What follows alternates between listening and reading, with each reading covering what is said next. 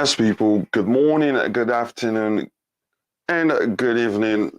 More importantly, I offer whatever suits your time zone. And I do say blue morning to you because, of course, it is the Blue Morning Show. I sincerely do hope that everybody is doing well. Today, we have, it is always quite a lot. But as you can see on the screen, we will talk about Robert Lewandowski, the rumors that Thomas Tuchel has asked the club to go for him, and we'll answer the question whether he'd work with our system. We'll talk about Savic, and then we'll talk about Rabiot. So please don't go anywhere, and let's get into the show. And I will start by talking about what we have in the chat already, saying hello to people, to the regulars who's shown so much love to the channel. And believe me, I sincerely do appreciate you all. And if you can hear me, please do let me know. Do confirm that in the chat so I know everything is good on my end. Phantom of Many Topics said fourth to like. So you made it to the Champions League again. Congratulations to you. And always nice to see that. It says, good morning, everyone. Good morning to you all. And I sincerely do hope everyone in the chat is doing well. Hi, Sutran, how are you doing? It's been a while. I hope things are good on your end. Lamb, how are you doing today? Blue Morning Coach and everyone joining the panel says, Lamb, I hope you're good. Says, apologies. Okay, I'm not going to read my own comments. 7th to like the stream and people subscribe to the stream. Yeah, you're late. You even missed out on Europa League. 7 on 7, do you go to Europa League? I don't know. You tell yourself the truth, Tobago. Yes, I've already done that. 4th to hit the like button. Yes, again, I've seen that before. You made it to the Champions League, so good for you. Sutran says, Kounde is keen on the move to Chelsea and is convinced about a move to the Premier League. Yeah, I think we've already come to that. We've analyzed the situation and we've come to that conclusion. So I'm not really worried, but people are still worried. And that's, again, I don't blame them. Good morning to all my Blues brothers and sisters and all my fellow mods. Nice to see you, Lee. I hope things are well on your end. Sutran said Chelsea have a genuine interest in Richarlison. Don't be surprised if we make a move for him this summer. Tuchel really admires Richarlison's fighting mentality and his power. Fighting mentality and power, yes. Other aspects, I'm not really sure. But again, how do people get those, that part of their stories that Tuchel really wants a player? I don't really know. You tell me how we, come to the conclusions that Tuchel really wants Richarlison. Yes, again, I just don't know. I'll say that. Says, good morning. Good morning to you too, Lee. I hope you're doing well at Tobago. Why do we want Inter Milan 19-year-old midfielder? Maybe for the future, because we're known to have great. I think at 19, will he still be part of the academy? I don't know. Remind me. I think, buying for the future, there's nothing wrong in it. I must say that. Sounds all good. Thank you very much, Lee, for confirming that. Good morning. Good morning to you too, Absha Moha. Let me know if I pronounce your name correctly. Hello, says Alex Toto. Nice to see you here, Alex Toto. Conference League. Yeah, you see, 7th. That's why you should come earlier next time. 10th to hit the like button. Your mid-table, Toto. It's Chelsea really serious about this particular transfer. Every morning we come online thinking that we will hear something new, but all we hear is the same old story. Well, it's called silly season for a reason. While it is fun for most people, it can be, again, stressful for some people, especially if you're not patient. It's sure bored. Hello, Coach. Hello to you too. And nice to see you. And hello to the Queen of the House, Just Viola. I sincerely do appreciate all your support and how well everything you've done for this channel. And Tobago says, hit the like button, people. Yes, keep liking the video. We have 28 people watching, and we have 23 likes. At least we should have that much. We should have that much like. And we need, I think we need just 6 more subscribers to get to 3,000 subscribers.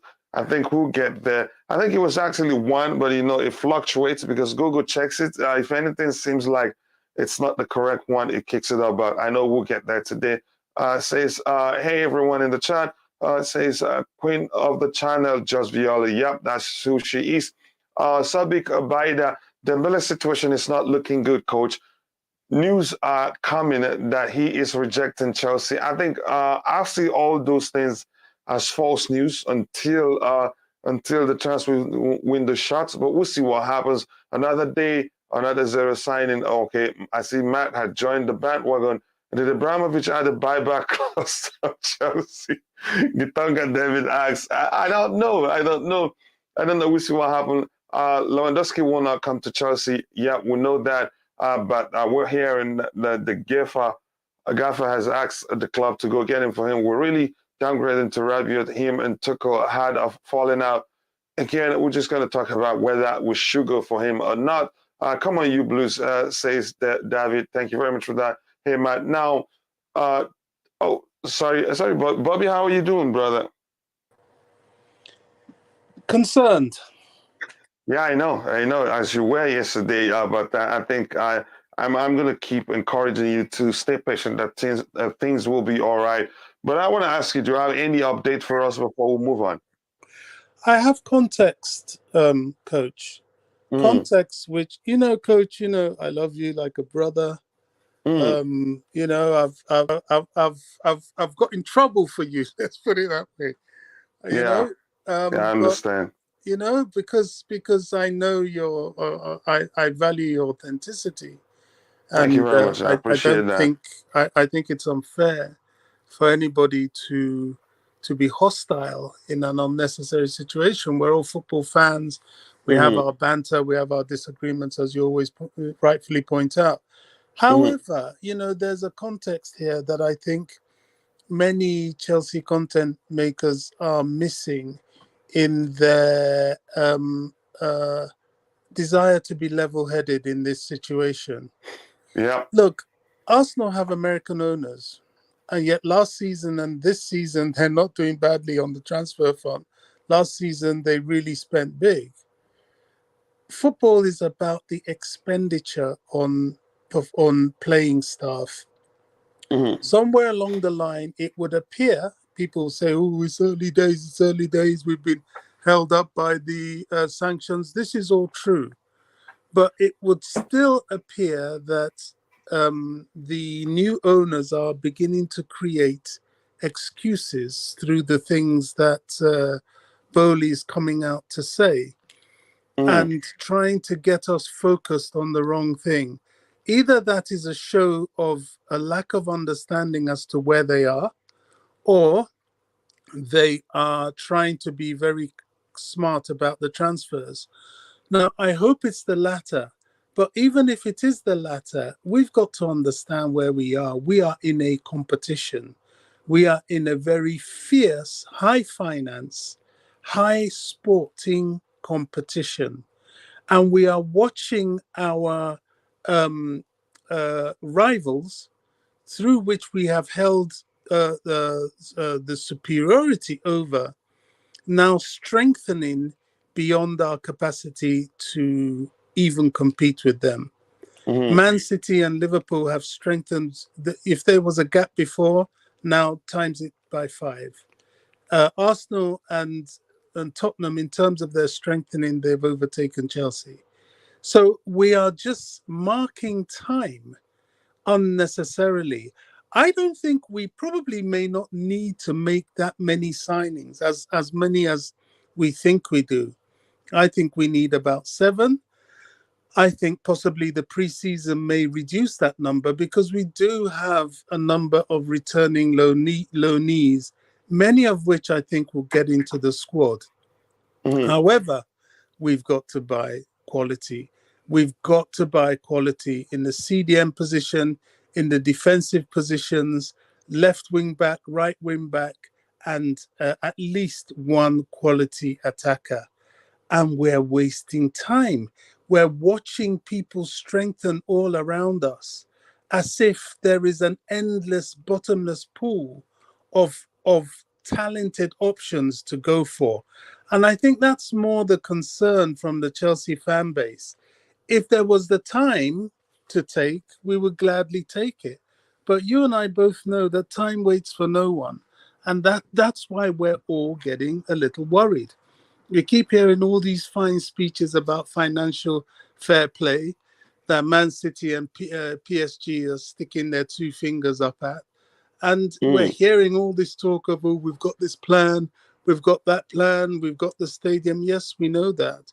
But any owner worth their salt, their first strategy should be the playing staff on the field. And this is not happening. It's not happening. And I think it's getting far too long. The longer this goes on, the harder it will be to get the right people in. And we all have seen what happens to Chelsea when they leave their transfers too long. We end up with panic buys. Kepa, Lukaku, Drinkwater, you name it. We have a history of this. We're not learning from our past mistakes. And I think we need to be shedding light on this rather than pretending that all these rumors have substance. Oh, we're in for Rabiot. Oh, we're in for, what's that guy in Atletico Madrid? We're nowhere near any of these people. Nowhere near. I don't even think we're near Lewandowski. People are making the excuse he wants to go to Barcelona. That may well be true, but I don't think we're near him. Tuchel's on holiday for a reason. I think he's chosen to go on holiday because he knows nothing's going to happen. Or he knows he's done all he can. Now he has to just wait and see what the club do. That's more like it. These are the realities we need to be focused on, rather than rumors. Oh, Skriniar, who else? You name it. Basuma's gone, so that was. Oh, we're secretly doing a deal for Declan Rice. None of these things are happening. None of them. There is no evidence whatsoever that we're making any kind of moves. Now, that is also typically Chelsea, because out of the blue, we often come up with someone. But I'm finding it hard pushed at this current point in time to believe that's going to be the case. Wow. I don't think your speech right now will help anybody in the chat that's been concerned. Louisa, but I sincerely do understand where you're coming from, and I appreciate it whenever you find time to join the panel. Louisa, how are you doing? I'm fine, and you good?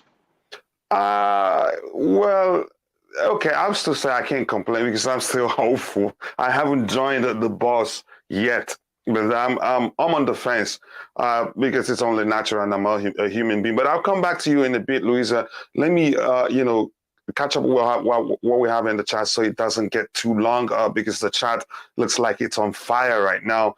We have 49 people watching and we have just 26 likes. Please keep liking the video, people. If you haven't, just take a second to like the video, because the more you like the video, the more people will be able to reach, and the more the show will be fun if they join us, and the more we get to 3,000 subscribers soon. We need just 6 more subscribers to get to 3,000 subscribers. And here, Tebeka says, you guys are putting Dembele deal somehow. He didn't reject any team. Remember, he is still under contract with Barcelona. Also, Barca made an offer for him. So if he stays, won't be mad. But I don't think he stays. They've fallen out. If you ask me, the only question is, where does he really want to go? Aren't you a United supporter? It does not matter. She's done well here. That's why she's earned the mod. 24 to like. You've been relegated already, Ty. Sorry to say that to you. Says a Tehran championship plays up. Okay, yeah, exactly. That's where he's going. Big up to Bobby, my man. Always got something, great knowledge. Yeah, he got great knowledge, but I still disagree with him in terms of the things. Again, he has every right to worry. I'm not as worried as he is. That's how we disagree at this point right now. A lot of fans are now comparing Bolly to Kroenke. I think it's too early to dictate that. Okay, thank you very much. That makes perfect sense. Fabregas has left Monaco. Let's bring him back. Nope, sorry, you get him, add him to your team, Matt. Says, I am doing okay, just saying hello to each other.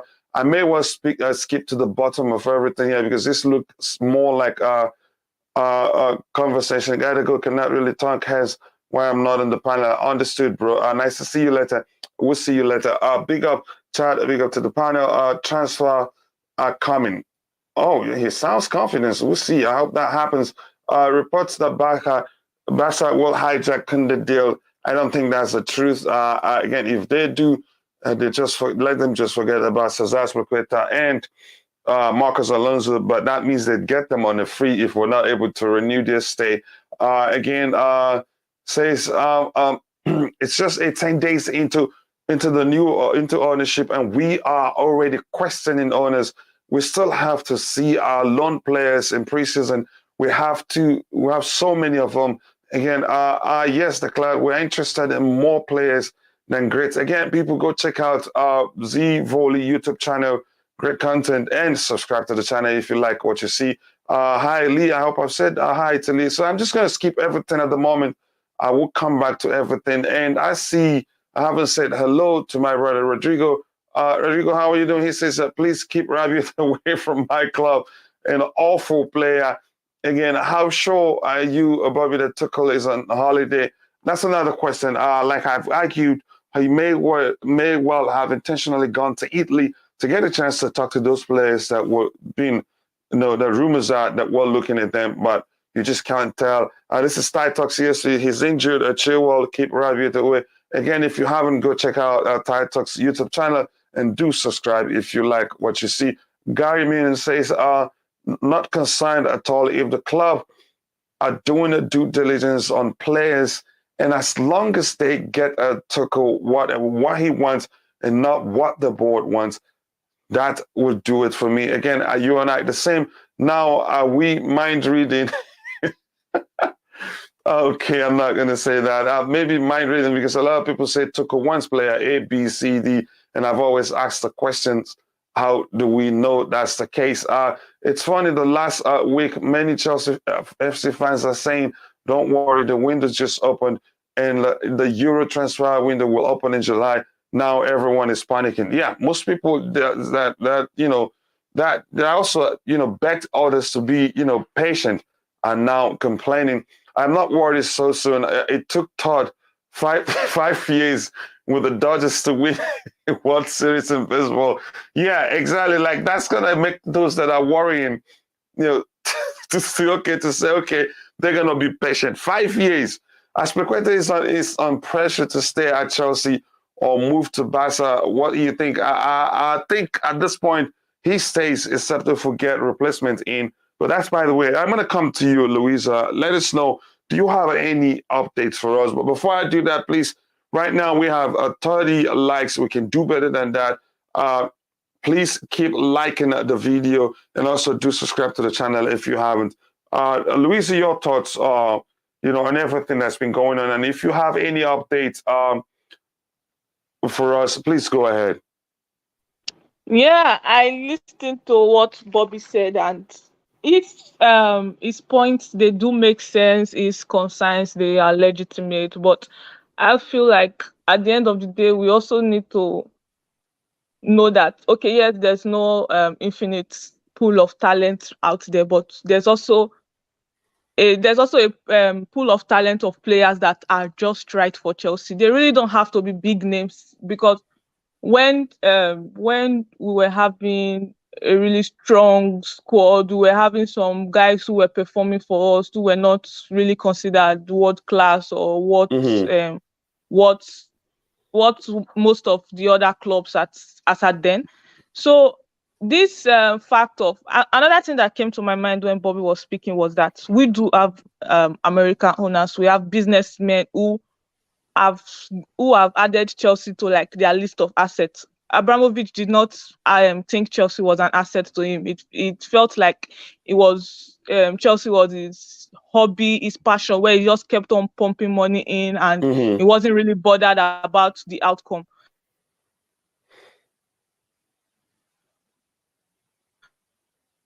Yep, I think we lost there. I think we should continue. Are you back? Okay, go ahead.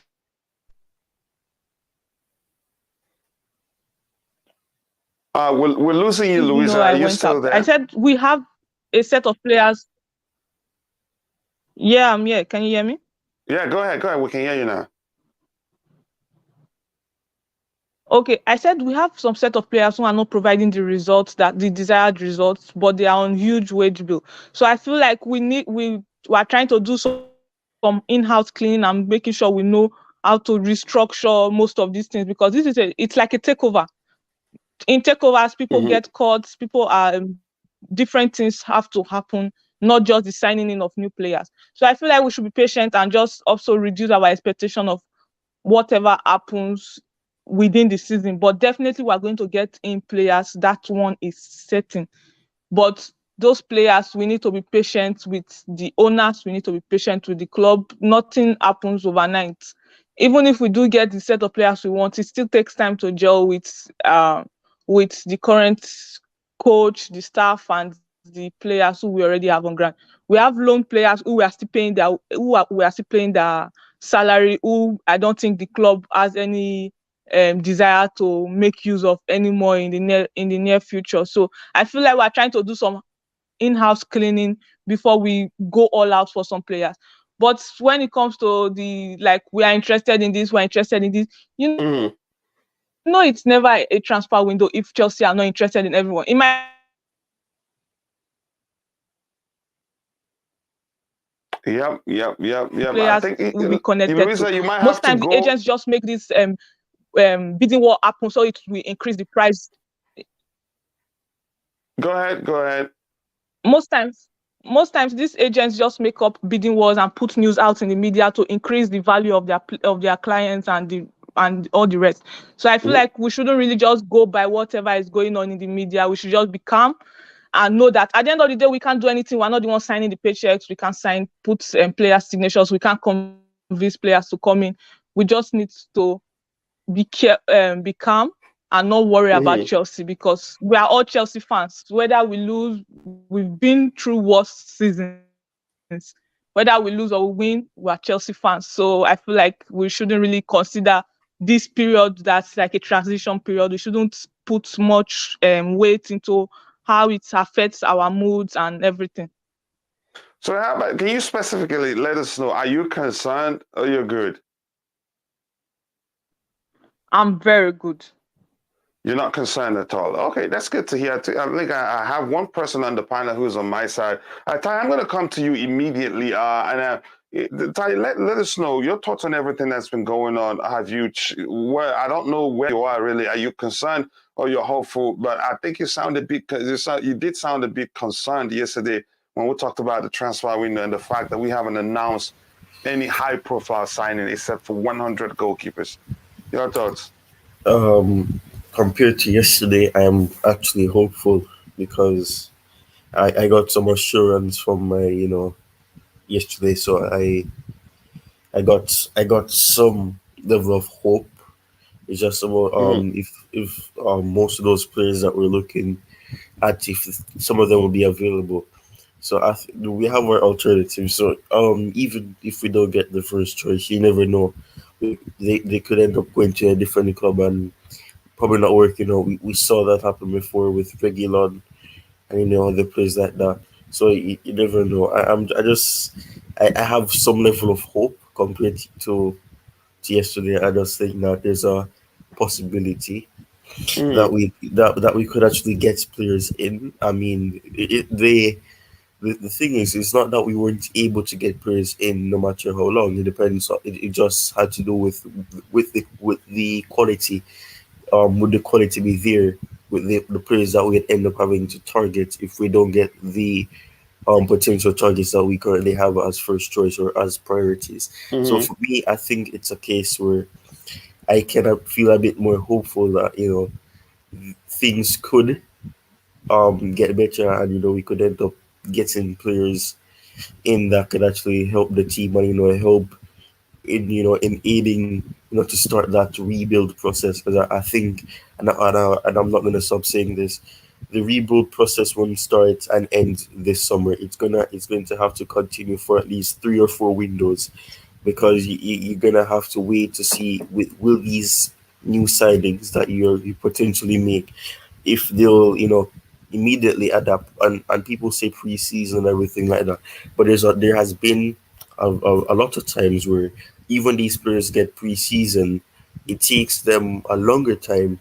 to even get accustomed to the way that the manager wants to play or the head coach wants to play. So I think, it depends on how the potential signings, depending on who they are, come in, and if they gel into the team immediately, or after a couple of days or weeks. So I think it's key to that. So I think we need to remember that although Tuchel said that we're not strengthening or rebuilding, it's not about just getting all these players in and then the rebuild starts. It's going to take time because we also have a lot of players to offload, and I mean there's a lot of players on the wage bill that is earning more than the valuable players that are currently on loan or going to be returning from loan. So I think that is important to remember. So I think the rebuild will include selling players, and some of those players are players who have been at the club and they haven't really been impressive for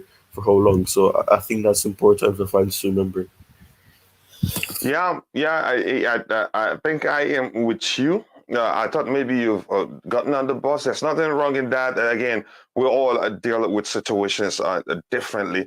And in my case, I would say clearly, I'm at this point, I might concern to a certain measure, but I'm not concerned to that measure that I'm worried at this point. I still believe it'd be stupid for the club not to be well and truly at work behind the scenes or under the radar, if you prefer. Now, I just wanted to share this tweet because Harry, he's been making, I sense it that he's worried. He's a friend of mine. I sense it that he's worried, but he's making the most out of it. If you read his tweet the other day, he said last 2 weeks, Dembele is almost done. The following week, Dembele is done. And this week, Dembele is almost done, so to speak. Now he says, good morning. Chelsea aren't signing any players today, so go and enjoy your Saturday instead.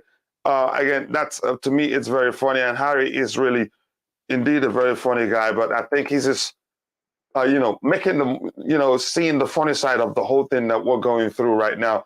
But I think I'm going to repeat myself again. I'm hopeful, and I still do believe we'll be all right. So let's continue. Let me try and catch up with what they have there. I think Triblu says, invent and feed the fire. I hope I understand what you're saying. I think the media aren't helping us much. Again, and that's why here, we can't say when we hear Chelsea are linked with anybody, we'll look at it and check the possibility.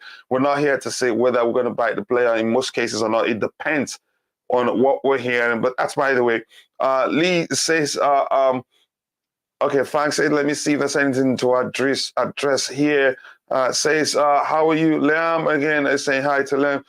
Citron said Chelsea are working on a deal for Dembele, and there's confidence that one will get done. Again, that's why I referenced Harry's tweet, which says that last week it is Dembele is done. The following week, Dembele is almost done. The following week, Dembele is almost done. And what I reference is that when you come in front of a store where you see no credit today, come back tomorrow, and it's hanging on the wall. You come back tomorrow, you see the same thing. You come back next 10 years, you see the same thing. So until it happens, I'm never going to say I believe that. Again, there are factors, that we've looked at that made us believe that there's a chance there's that possibility that he will join Chelsea Football Club. Just a ton of tweet and notifications before you go to bed, and you will be stress-free. Again, it will be helpful. Again, you cannot register any contract until July 1st. Not just loans. Education is the key to calmness, not grandstanding. Again, yeah, you can help educate yourself on what's possible at this point and what's not possible. I think that will go a long way. If you ask me, turn off all notification and have a stress-free day. Yeah, again, that sounds like good. True, you can educate people, but still, again, people deal with situations differently. Again, let's say this. That's a chance also that those that are worrying that they are correct. There's a chance that the club aren't doing anything. And that's why we're all entitled to our respective opinions. So you're not going to just, fight people because they're saying it's bad already. It's bad. We're doomed. Arsenal are going to be above us. Tottenham are going to be. People have the right to say that because they genuinely concerned. And there's a chance we're making a mistake now. So they may be correct. And then if you're on the side of those that thinking everything will be all right, you may well be correct too, but there's no way to tell. I'm not enjoying my Saturday without electricity. Oh, sorry to hear that, brother. Again, let me see how quickly I can catch up. Todd Bowley out now. Okay, good for you. And what are you going to do if he leaves Mason Mount out? Mason out. Okay. Michael A. saying, Claudio Makalele, let signings and glorious beginnings. That's a good example, but there's a chance also the club aren't doing enough. So as some of us believe they're doing. So again, we agree to disagree. Now it says, don't spam, please. Yes, please don't do that. Just Viola, I agree with you. Let me see if there's anything to read here. I'll just skip to the bottom. Manson, he cannot sell for 10 years. Show nonsense in some people's minds. Again, let me see. It says, is a new season kit out for? Yeah, I think it's out, and we will look at it either tomorrow. Again, I'm just trying to find a way to get a sample of it and not get in trouble for copyright reasons. But I'll see. Again, say who will be the new sponsor for Chelsea? Yeah, that you see that huge 3 that you don't like that stays in front of the jersey. It remains where it is. They say money talks. And that proves it. I think the club can. I think we're hearing that 3 will remain the sponsor of the shirt. In the meantime, I don't know how else to phrase it. Or will still remain. We have people spouting FFP, but expect us to end up with 30 plus on the payroll. Okay, Rabiot swap with Jorginho. Maybe we'll see. But I heard from somebody in the chat that Rabiot fell out with Thomas Tuchel, so it wouldn't be a good idea to bring him into the dressing room. But I don't know how truthful that is, whether it's made up or not. I can't tell. Chama Joseph Dalun, always nice to see you. It's been a while. I hope everything well. Things are well on your end. Did we get any signings yet?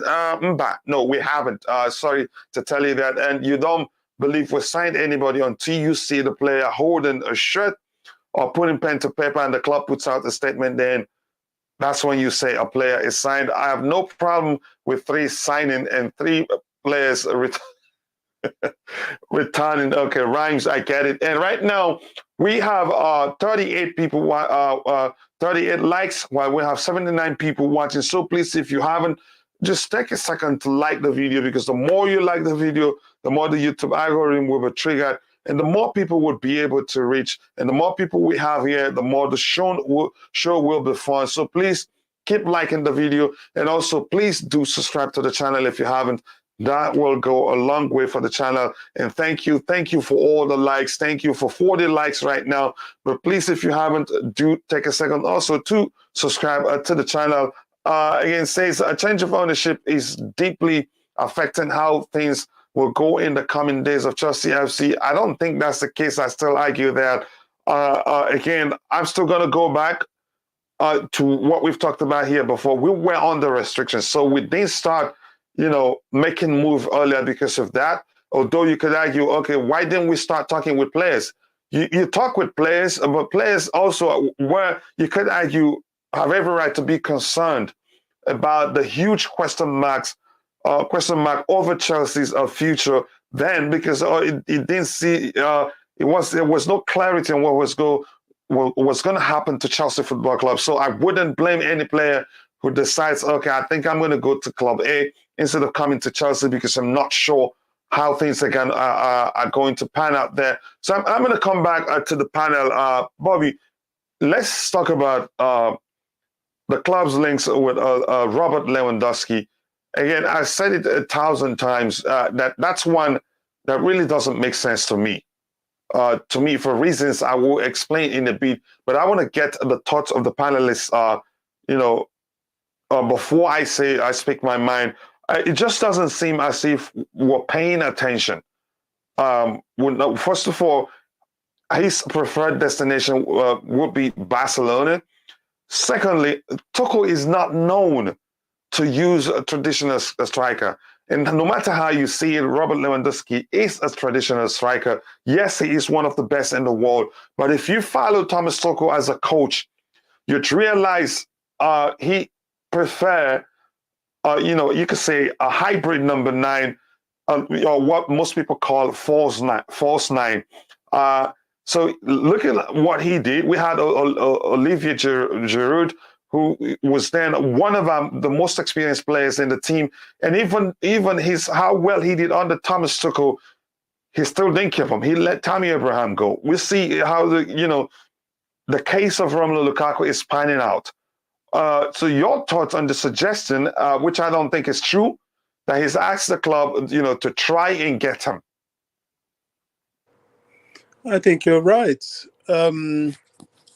Having said that, there seems to be, because of the performance of Karim Benzema, there seems to be a lineage in top-tier European football to go back to the use of a old-fashioned striker, as it were. That's why you have Erling Haaland at Man City. I think you might start to see that more and more with clubs. An indicator of that will be how clubs set themselves out in Champions League games. So in terms of our interest for him, there could be some value in it, as there would be for any top player that may be available. I understand Man United have an interest in him as well. Is it a legitimate interest? I don't know. I really don't know if at the moment anything is legitimate. And yes, since we're on a Chelsea Perspective platform, I return back to the perspective. Chelsea have a history for what we're doing now. If you take Chelsea from their inception, it took about 45 years, or 50 years, in fact, for the club to win a major trophy. After that, the club went into weakness. Chelsea were meant to be the first British club to be in the European Cup, but they were not allowed to. The club went into weakness and had to create a team from its youth. And they created a fantastic team with unprecedented talents like Jimmy Greaves, Terry Venables, George Grahams. They were all Chelsea boys from their academy. And they went and they won the League Cup about 5-10 years later. And then the club went down again. These guys were sold for money. And they had to go back to their youth system and came up with people like Osgood and Houseman and Ron Harris and all these Hollins, all these old fantastic names. And they were extremely successful. They won the first FA Cup. They won the Cup Winners' Cup. And they got to the final of the League Cup. And then for financial reasons, they were dismantled. And then Chelsea had to go and rebuild again from the youth. And they brought in the likes of Ray Wilkins. And, it was a repetitive story. Unfortunately, at that instance, they faced relegation twice and came back. But the club struggled since. As a child, I saw that time. And I also saw the time where we were almost going into total bankruptcy. We were standing outside the stadium with buckets for money for the club. And then Ken Bates came along and saved the club when he purchased it for £1. I'm taking us through a very brief summary of a very long story. And then we continued. We started trying to climb back. And indeed, at a point, we got success.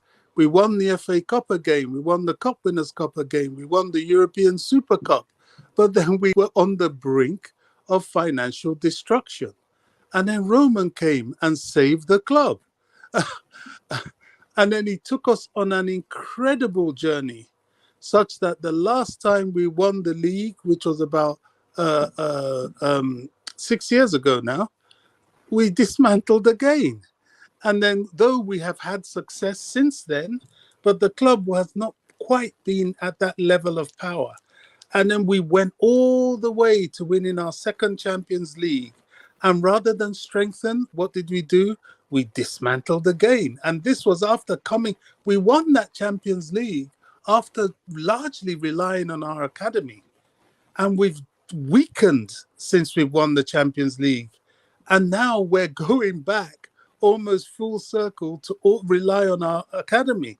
Because for Chelsea fans with a memory as long as mine, I don't go back to the 50s, but I certainly, as a baby, remember things in the 70s onwards.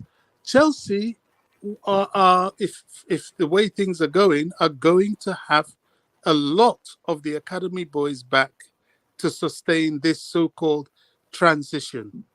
I think we should be concerned, of course. I think also we should have perspective. I sent you a video of some guy on YouTube, I've forgotten his name, who spoke about the Barcelona situation. And I know I've gone the long way round. I'm coming back to Lewandowski now.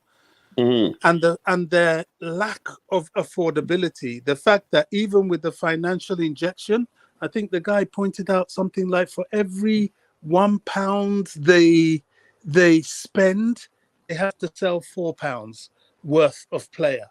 So affordability is a big deal. They're struggling to register the likes of Christensen, confirmed deals with Alonso, not to mention superstars like Lewandowski. And it's quite unlikely, to be honest, that Kounde is going to be on that list, because the financial, the wages being offered by Chelsea, as you yourself has said, is 5 times what he's getting at Sevilla, and Barcelona can not go anywhere near that. So in view of Lewandowski, I can see why the rumor is there. But the question remains, is there, because he certainly is an A-lister, as old as he is, but does the club have the appetite to go down that road again? It will be interesting. Personally, I think we should go for a lesser name, hungry, younger, and the potential to be more successful, in my opinion. However, you never know. Marquees are attractive. I don't know. So the simple answer to your question is Lewandowski. I think there's a lot of smoke, which means there could be fire. Will the fire, become a forest fire? I don't know. I really don't know. It depends on the owners.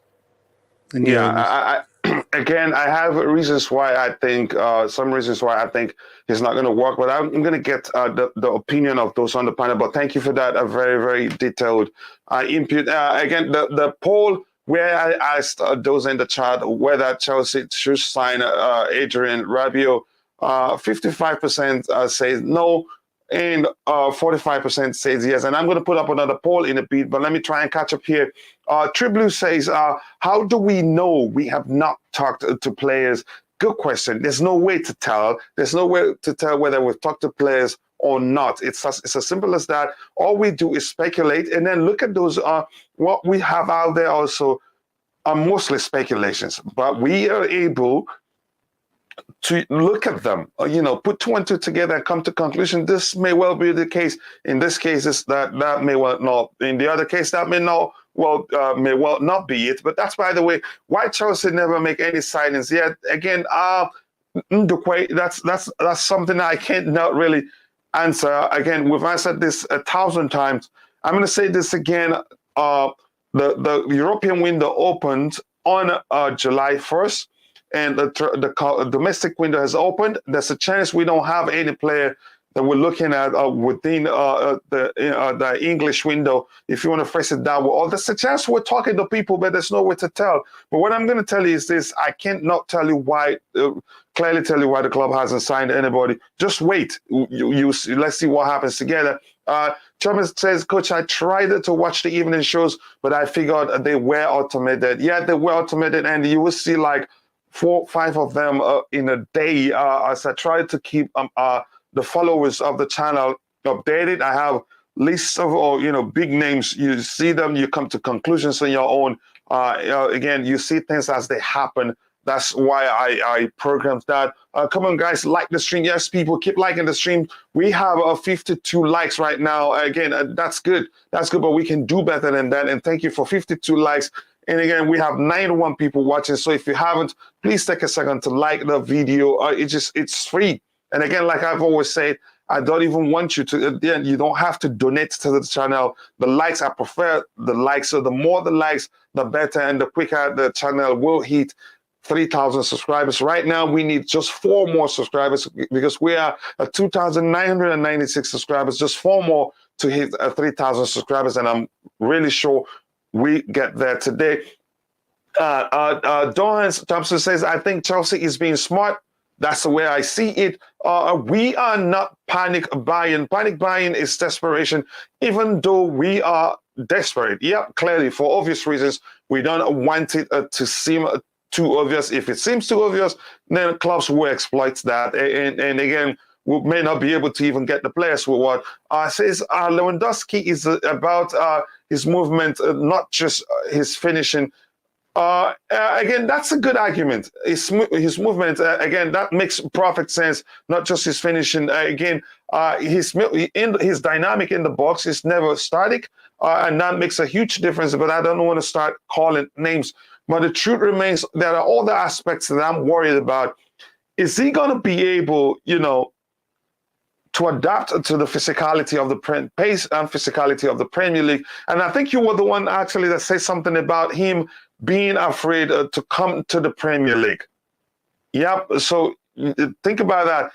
Plus, one of the things that comes to mind, Tuchel likes his number 9 to press, really, really press well. Is he going to be able to do that? I don't know. Maybe Tuchel would be willing to adjust the way we play to accommodate him. You let me know if you're in the chat. But that, by the way, again, that's my thoughts. It says, Lewa doesn't want to play in the Premier League. He hates English weather. Okay. Can you let us how you've come to that conclusion, Suleiman? I don't know, but again, anything is possible. Bobby, tell us Chelsea Football Club's history. Yeah, another day, maybe not on the show right now. The Ducks team was a youth team, and Sexton move us on, and then the mayor's family stopped us from moving on. Then Mr. Bates did all he could, and then we moved to where we are now. Yeah, thank you very much, Roman Abramovich. That's great. Triple Solomon, that was an excuse. He used his ex's agent, said he is scared he will not succeed. You see, there are so many stuff out there, but we're not here to talk about why he's afraid of the Premier League or not. Chelsea always has high standards. I expect that to remain intact. I trust the club will get the necessary business done on time. Dohan Thompson, where have you been all this way? It just seems like only a few people, are with me in terms of my, should I say, how hopeful I am, But thank you very much. That's a delicious comment, by the way. It says, Chelsea are expected to be in the mix of Brighton, Max Cucurella, but he is intent on joining Manchester City. But if we give the club more money, he's going to join us. And I want you, Tabago, please, can you share that via the Twitter DM so I can show it to people, and we'll talk about it, because Cucurella is a player that I like so much, and I'd really like us to get him. Now, when he gets to talk, the time for us to talk about Dembele, I will share another tweet that I've talked about. It is just, you could say, comic relief. And there's a chance after 1 hour, 20 minutes or 10 minutes, we will take a few minutes break because we're humans after all. So I'm coming back to the panel. Louisa, your thoughts on everything that Bobby said a few minutes ago. And your opinion on Robert Lewandowski, whether we should get him, and whether you think he'll be able to adapt to the Premier League, and whether you think he'd fit into Thomas Tuchel's system. Okay, looks like Louisa isn't there at this point. Ty, you can go ahead. The thing is, I just saw that Louis saying that Lewandowski's ex-agent was saying that he's scared he may not succeed. The thing is, the way that Lewandowski plays, it could work. He could work in the Premier League. The difference is that I'm not sure about Chelsea in particular. I think you were saying that Tuchel likes his players, not only like the midfield or the attackers, but the whoever the nine in a sense to be pressing, trying to win the ball back, and Mhm. then you can probably build a counter from that. And we've seen that most of the time, that's the plan. Press, win the ball, force a mistake from the opponents, and then you pounce on that and you try to score a goal. The thing is, Lewandowski, he's a goal scorer, that is key. The the thing is that in terms of the fact that he has this ability to score goals, the pressing is the issue, and I'm not sure if the strength, um, how strong his willingness would be to press per se, and Mhm. and that is something that is very important because if you bring in somebody of that level, you should expect them to be at least be able to help the team. And the Bundesliga, I'm not done playing it, but I don't see that level of physicality there in the Bundesliga. And that physicality is one of the reasons why a lot of the players that come from the Bundesliga they struggle because they don't understand the intensity that it takes. Yes, he's a player who's played against other European teams because Mhm. he's from Poland, so obviously he has to play against them in the Euros.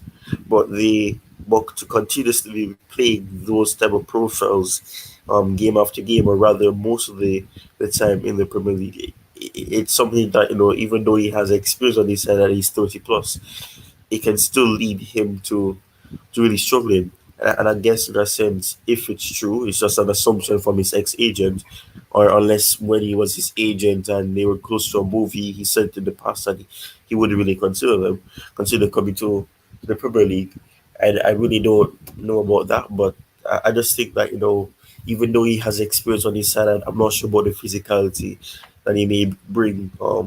If that was the case, so if he goes to Barcelona, Barcelona doesn't have the same physicality as the Premier League. It's not as different really. The pace of the game sometimes is slow, but you'll have those teams like Real Madrid or things like that who will press it.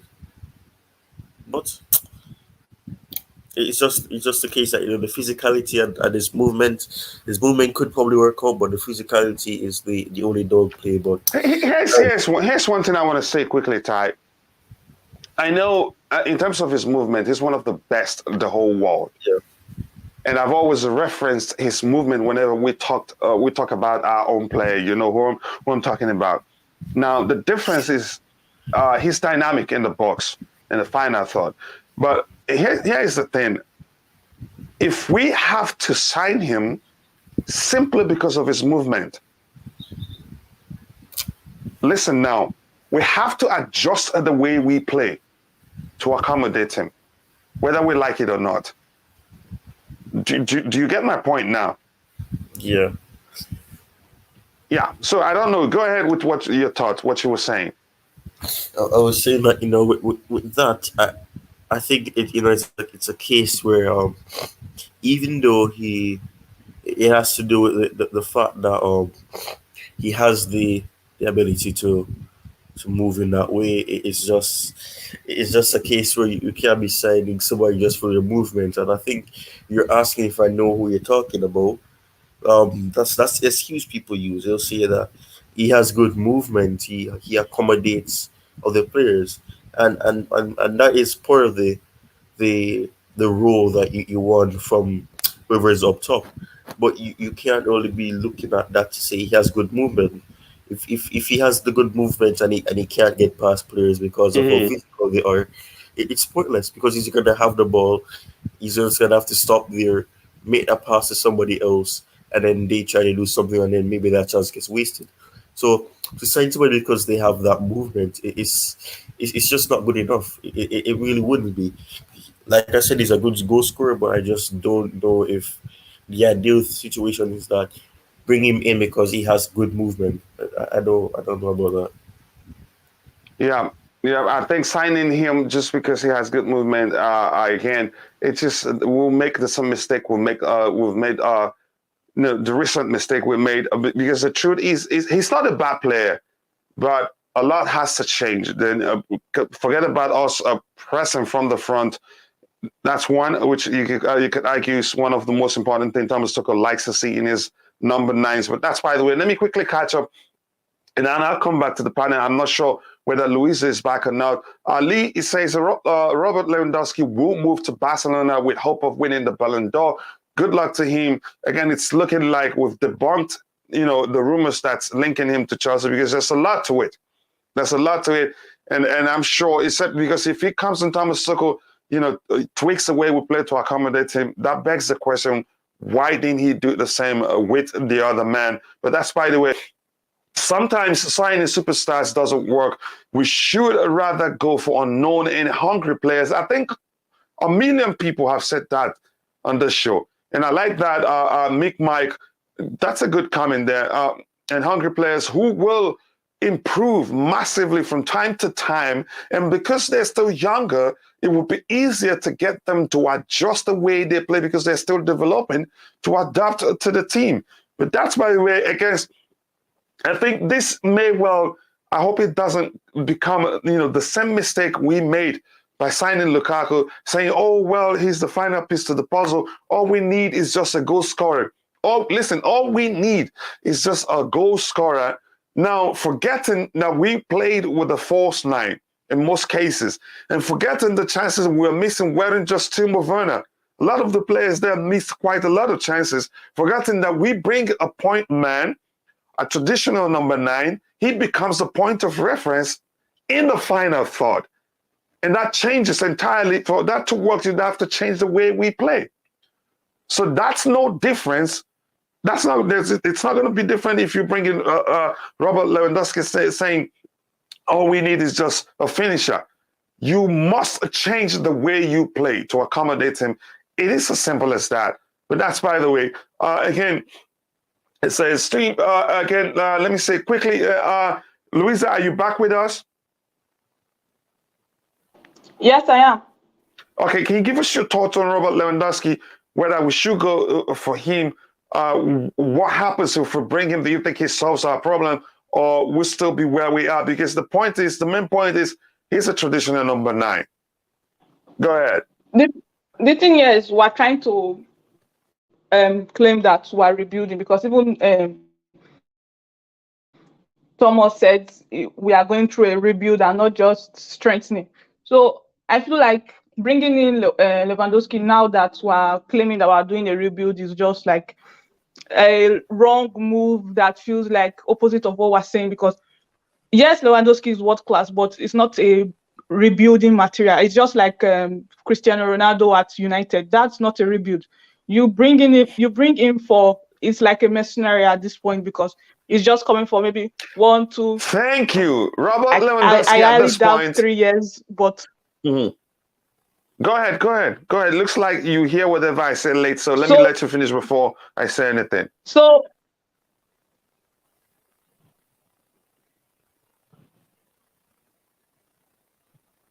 okay, yeah. So what? So that's the Lewandowski move and trying to like change our system is. I feel like even if it does come and we do change our system and people are like, why didn't we do it for Lukaku? You can as well just argue that, okay, we learned our lesson with Lukaku. People are allowed to make mistakes, and Thomas is allowed to learn from his mistake and change his tactics according to what players is available. But I do think Thomas is particularly not going to put for Lewandowski. But at the end of the day, the owners may veto him and be like, okay, Lewandowski is going to be our marquee signing, which Thomas may just have to accept. But it's not a rebuilding material. I personally would not want him to come if Liverpool is going to be working with Nunez and City are going to be working with Haaland. I feel like we do need something which is more long-term that can give us a solid 5 years within our attack, where we can just continue building and eventually it will get us to the point where we are like, okay, we definitely are strong enough to win the league. But Lewandowski is definitely not the player I would want to be linked to Chelsea at this point in his career. If he was coming 4 years ago, sign me up. Yeah, 4 years ago, That's what I sign me think. up. Indeed, that's a very fine way to wrap up your Can I talk. say something quickly? Yeah, go ahead. I think people probably should prepare themselves for not looking at Holland as a long-term player at Man City, Why did you say that? because he has a release clause that becomes active in 2 years, and Real Madrid have come out and said that um, it- when you have a player like a Haaland available, you don't just sign him when you have a Benzema. And Benzema's contract ends in 2 years, and the plan is that he wants to leave after that. So And how much is the release clause? 1 billion? 150. That's not bad. If he's scoring goals, and again, the market in 2 years probably will be worth it. So I think Man City, for me, if I pay that much money, I'm not sure how much they paid for Haaland, but if I pay that much money for a prospect, you can say No, in they paid terms of less. If Real Madrid comes in, they're getting more money. So that's what I'm saying. even at that, if I get a player like him, I'd put like 300 million buyer clause on him. I think Madrid has got one over them. Why add a buyer clause that activates in 2 years? Which means he's seeing Man City as a stepping stone, if you ask me. But because if it's firing on all cylinders, score like 30 to 40 goals in the Premier League in 2 years' time, and if he can do it for 2 consecutive years, it's worth the money. People will activate that, and I can assure you, Madrid will come for him. But I get your point. It makes perfect sense. But that's, by the way, again, it says that's a conversation between them two. I'm going to skip and see if there's anything to address here. If not, we'll talk about Savic. We must act fast, says Mike. I agree with you, but we don't know what they're doing behind the scene. Upman of Football TV looks like this brother here is from Calabar, same in my birth country. Correct me if I'm wrong, but welcome to the channel. If you haven't, please take a second to like the video. We have 64 likes while we have 106 people watching. Please keep liking the video, and thank you for 64 likes already. That's not easy. Again, I'd rather you like the video than even donate to the channel, because the more you like the video, the more people will be able to reach, and the more people we're able to reach, the faster the channel grows. So again, I prefer you liking the video than donating. So please keep liking the video, and also do subscribe to the channel if you haven't. That will go a long way. Again, thank you for 67 likes. That's not easy. Chelsea are not in a panic situation to sign up players, but early signings will give the manager better tactical approach to prepare for the season. Again, I think you make a perfect sense. If we're able to get the players in early, then that gives the manager time enough, to get to educate the players on how he prefers to approach the game. That's, you could say practically on the pitch with the players we have already. So it makes perfect sense. I like that comment right there. Tobacco says Lewandowski is a world-class striker, but cannot press. You mean cannot press? Yeah, I think so. And his age doesn't help matters either. Suleiman, best to get it right, not make signings to please impatient fans. I think that's another delicious comment there. I think I take that one.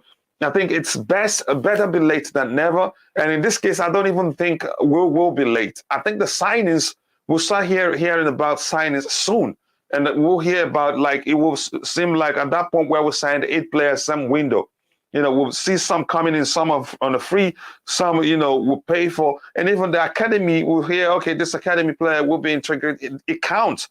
But believe me, I think we'll do well. So I'm not really concerned. That's why. And some people are, for obvious reasons. But his tactical approach is 3-4-2-1, no rush. Again, Lee says, even if we had the new signing already, they would be at Cobham yet due to being on holiday or with their national teams still. So another 2 weeks wouldn't make a difference. Thank you very much for highlighting that, Lee. I sincerely do appreciate that. Again, I'm going to try to catch up as soon as quickly as I can. Let me see, what am I seeing here? Quite a lot of comments. but I will do my best. Mike says Lewandowski can stay where he is or move to Barca. Chelsea need a player who's willing to play for the club. That brings to mind what Louisa alluded to. If he's coming to Chelsea, he's coming as a mercenary. Because why? Because he already said publicly that he wants to go to Barcelona. Coming to Chelsea, which would just mean he's coming for the money. Because Barcelona, he's coming because Barcelona didn't work it up because we're offering him more money. So that's why I'm not all in for us to go for the player. It says no international return, July 2nd international. Okay, staggered. He says, okay. Do we have any preseason match lined up yet? Yep. We'll have 2 games. I think how many of them in the United States, of which I don't want to miss any of them. Where can I find them? I can't give you that information right now. But let's see what happens. If I'm able to find it while somebody's talking, I will share with you. How do you explain Lewandowski success in the Champions League if you say he cannot play in the Premier League? To which club he wants to go is the main point here. Again, that's your argument, but I have my reasons why I argued what I argued. But I'm going to come back to the panel quickly. Bobby, let me start with you. Your thoughts on I don't how do you pronounce it? Milinkovic Savic. There's another name, one of his names that I can't remember exactly. What do you think about the player? To me, I think he's an excellent player. The truth is, are we really looking at him? There's no way to tell. There are actually rumors that his representatives or the president of Lazio or I'm going to bring it up here so I don't misquote anybody, is currently at London looking to find buyers, for the player, and his held talks with Chelsea. I'm not sure how truthful that is, but if you know him fully well, I think he's a fine player and will be a good addition to our team. But the question is, how is he going to fit in? Because Lazio, under Sarri, primarily plays a 4-3-3 system. Go ahead, Bobby, your turn. Milankovic. I think we were linked with him I know we were linked with him in the past. I can't remember how old he is now. I will look it up for you. Just go ahead. I'll look it up for you in a bit. Check that because I think he's getting on a bit now. He's 27. Oh, that's prime. Look, when Tuchel said that Chelsea are rebuilding, we are indeed rebuilding. And rebuilding could mean all sorts of things. It doesn't necessarily mean buying a whole new team, but it could mean just rebuilding. But that's how more people interpret it. Yeah, that's how a lot of people interpret it. But I think rebuilding, if I'm right, I think to Tuchel means rebuilding to his style, which makes me believe that we will have about 4, maybe even as many as 5 added academy players put into the squad, because both he and Todd Bowley have mentioned the fact the fact that they're keen to see the academy have a demonstrable pathway to the first team. And at least over the past 3 seasons, Chelsea have been perhaps more successful than any other team in Europe at doing that. That's why Cobham has become an exponential center of football excellence and is mentioned worldwide as one of the best academies in the world. However, getting back to Milankovic, do we need a player like that? Look, our midfield and defense is where the focus, I believe, needs to be. I think I can understand some of the, whether by default, the strategy to create more fluidity up top, hence the discussions of having people like Nkunku, Dembele. These are fluid players. And I get that. And I would like to see an emphasis on Broja being played a little bit more, at least. Now, with this guy, he has enough experience. I don't think formation really matters that much to a midfielder like that, as long as he's not placed in a pivot and he doesn't know how to play the pivot, as it were. So if he's creative enough and he's purposeful enough, it could fit the rebuild that Tuchel is talking about. So it's not necessarily a bad thing. I think our purchase has to be very focused on defense and midfield, for sure. And I'll feel a lot better rather than, you have, someone like Nkunku is a little bit of a midfielder stroke attacker because he can play anywhere up top, as with, to a certain extent, Dembele. So, I'm not opposed to that at all.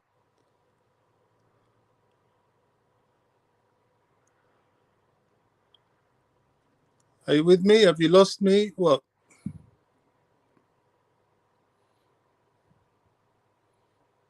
Can you hear me, Coach? Because I can't hear you. Yeah. Thank you very much for reminding me. I was on mute again. Sorry about that. And again, everything you said, you're correct. Given that he primarily plays in 4-3-3, again, if we believe that Thomas Tuchel will be willing to mix up in terms of the system, maybe it's sometimes play 4-3-3, sometimes play, the three at the back, as he prefers currently, as he said. He's not willing to change, but I believe it's just him not willing to show his hand that much. I think he's going to, if he signs enough players, there's a chance he mixes it up quite a lot, like he did. Let me not say quite a lot, but mix it up at least to a considerable measure, like he did at PSG, or if he gets in the players he wants. And Savic is a good player that I'd like to see at Chelsea Football Club. And Vince here says Chelsea are interested in Milinkovic Savic, which Lazio want Emerson Palmieri and Ruben Loftus-Cheek. Now, there we go. Now, I think that's one that people will say quickly, give them the two players and get Savic, because Savic, I think he's a fine player. He's a fine player. And the poll we have so far, where I ask people, that's Lewandowski. I haven't done it as Savic's poll. And let me just end this quickly and come back to Savic. The poll for Lewandowski says 71% wants the club, agrees that he will be a good signing for Chelsea, and 29% said no, he will not be. So I'll put up one for Savic very soon. And again, so what I was saying here regarding Savic, Ruben Loftus-Cheek and Emerson, I think, are two players that divides opinion within the Chelsea fan base. And I see majority even saying easily, give them the two players and get Savic. And I think go ahead. So I've got to come in here because I've always liked Ruben. I've seen him personally. I've actually spoken to him. I've seen his performances on the pitch. Ruben is a fine player. I think a lot of Chelsea fans and this sort of get-rid mentality are extremely short-sighted. They don't see the bigger picture. They just take one or two expectant performances and then they start labeling a player. This is a guy that has played centre-back for us last season, right-back for us last season, either side of the pivot, and has played in the central part of midfield and offensive midfield. This guy can play anywhere on the pitch, probably even goalkeeper, although we haven't seen that yet. I think Ruben is a massive utility player. He is the kind of player that helps you win a league championship. It's like James Milner at Liverpool. He doesn't play every game. Let me ask you this question quickly, Bobby. Since you're still, it looks like you're not for us offering Ruben Loftus-Cheek and what's his name, and Emerson to get Savic. Here's the question I have for you, Bobby. From Ruben's own perspective, he's played as number 5. He's played as number 6. He's played on the flanks. On the flanks, I can take that because it wasn't like his primary role was to defend. He did well, except when I expected him to track players back, he didn't do so. But here's the thing. The only place he hasn't played is the number 8 position, where I'm sure if it is in fact true that Sarri is looking for him, that's probably the position he's looking to bring him back to deploy him at, because he's good at that. He's a creator and he can finish on his stay. So from his perspective, I think he'd go for this. He'd go for this opportunity. I know you've said before he's played like up to 40 games, but on the Sarri, I think he'd play more. I think he'd go for it. Well, they wouldn't have much more under Sarri. And 2, at his level, Ruben has said many, many times, he wants to be at Chelsea. Ruben doesn't mind where he plays. In fact, he's challenged by the multiplicity of areas that he plays. He's Mm-hmm. not worried by that. It's the fans that are worried by that. Ruben himself is quite cool. Now, if the club want to get rid of him, well, he can't really do that much about it, and then he'll look for his preferred options. But if I believe, as I believe, Tuchel finds value in him in the squad, Ruben's very happy to remain at the squad. As I said, James Milner. James Milner could go and play for Newcastle and play. I think he did play for Newcastle at one point. I can't remember, but Yeah, he did. and He play won in the his league. preferred position. But will he do that? It's highly unlikely because Liverpool want him. He's happy playing at Liverpool, and he does a job. The thing is, Ruben at the moment does a job, and the longer people say, "Oh, he's not young anymore," no, he isn't. But Ruben's issues has been the recovery from that terrible injury he had, and the longer he builds up his strength, gets fit, is able to play for longer. Remember, last season he had periods of times out with more injury because of his size, the way he plays, and he gets a lot of kicks on the pitch. So Ruben is a player that is potentially injury prone, and he's happy. He's got no issues. He's happy. He wants success with the club. And why fans want to drive away a player like that, I think it's incredibly short-sighted. Incredibly short-sighted. But that's the Here's the Chelsea thing. fan base. I understand your argument fully well. But he says what I'm going to do. I'm going to get the opinion of those in the chat too. And after the show, I'm going to put out a poll to see what people really think. But then again, Bobby, go ahead. So clearly, it seems like you're not for us giving them Emerson and Ruben Loftus-Cheek to get Savic. No, I don't think that deal will be on the table. As I said, Tuchel doesn't want to give away Ruben. Tuchel values Ruben. He knows what he brings to the squad. The Ruben situation with the Chelsea fans reminds me of back in the day when Real Madrid fans didn't appreciate what Claude Makelele brought to them on the pitch. They were like, who's this guy? He doesn't do anything. He's just tackling people all over the place. Then when he left, they were crying. This is the Ruben situation. Mm-hmm. Now, in terms of Emerson, I don't know. I wouldn't like that deal to be done if it means we have another season of Alonso being the backup to Chilwell. I just don't see that, and I don't think Tuchel will see that. I think if there's a chance for what's his name? Savic, Milosevic, whatever. I think it has to be an outright purchase. And this is yet another thing. Is this true? There's a lot of rumor out there, a lot of wishful journalism out there. People are picking and choosing. Oh, I don't like this Chelsea player. Let's see if we can put out some news that he's getting swapped for this player. It's their own mind ticking over. It's not what's really happening. That's in my opinion. I can't see it. Tuchel is a manager and a half. He will never push for Ruben to go. Never. He's every manager's dream. Yeah, again, I truly understand your argument, but you want Savic, but you think it should be an outright purchase. And I think it counts as a market signing. It remains to be seen the market value. I think why I bring in a Ty, I will check his market value. Ty, your thoughts on the link with Savic? Is he a player you would want to see at Chelsea, and do you think he will work? One, no. If he comes to the club, will I be fine with it? Can you stop? Tell me why you said no. Tell me why you said you don't want him. Because we keep saying that we want a particular profile, and from what I've seen of Savic, he's a good player.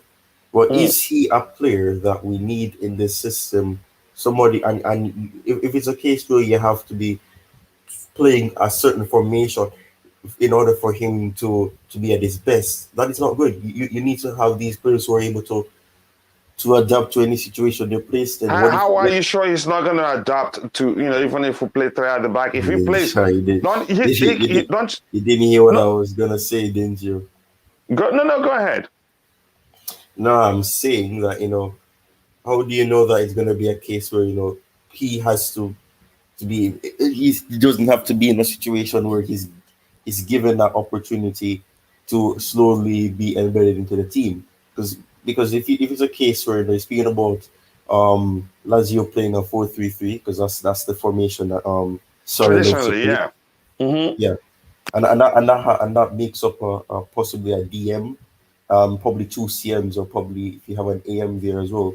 So the thing is with that, I don't know if it's a, a a decision to make in terms of getting him in, and then you're trying to, to probably move on from the unfortunate loan that Son against had. The thing is, I know it's two different leagues. The situation with him is that it took him a very long time to at least get a grasp of the Premier League. And yes, in both cases, the movement is a bit delayed. We have a decision. We see that with Jorginho, and sometimes Jorginho tries to speed up the pace of his game, but I mean, realistically, he doesn't have that ability. I just don't see us really going out and getting him when he's not really the profile that you need. That's gonna be able to grasp what we're trying to do. We are in quick succession. There's a lot of players that you can see that it's not difficult for them to come in, but with Savage, it's a totally different system that he's used to, a different role. So if you give him a role where he has to be in a double pivot, Mm-hmm. that is a situation where you can be using him as much as possible until he gets a grasp of what you're trying to do. He can adapt. I'm not saying he can adapt. I'm just saying that you need to be looking at the fact that we need players who can actually grasp what we're trying to do, and it's not with them having to chase their entire profile what they're used to, and Mm-hmm. that's probably why you can get other players who are used to that profile, or probably used to be doing it in the past, and that's why we know when Bobby's saying with Ruben Loftus-Cheek, he hasn't impressed me when he plays as a six, because I keep saying he's not a six. He's a more offensive player, and we've seen that. And I think the goal that he scored against Crystal Palace, the every time he's further forward, he adds to us, and he leads to us goals. I can remember the Newcastle game, he came on, and we scored goals after that because he was playing with a more offensive role. So you need players that are actually used to playing in a certain position, and Mm-hmm. plus he's in his prime, so use him in his correct position, and you get the best out of him because he's coming close to his prime years. I know some people don't agree, but I mean, yeah, it's I really don't know. And by the way, congrats on 3,000 now. I just see it on the screen. Yeah. Thank you very much. And I want to take that opportunity to say thank you. Thank you to everybody, to all the supporters of the channel, to Chelsea Perspective family. Everybody, I want to say thank you for 3,000 subscribers. Again, when Fahim says by the end of the month, I said no in a few days because I was watching how many subscribers we gain every day. It's not easy. I want to thank you again.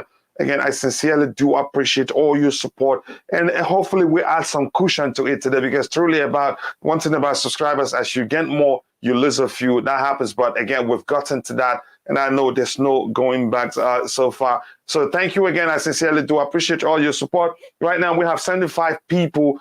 We have 75 people watching.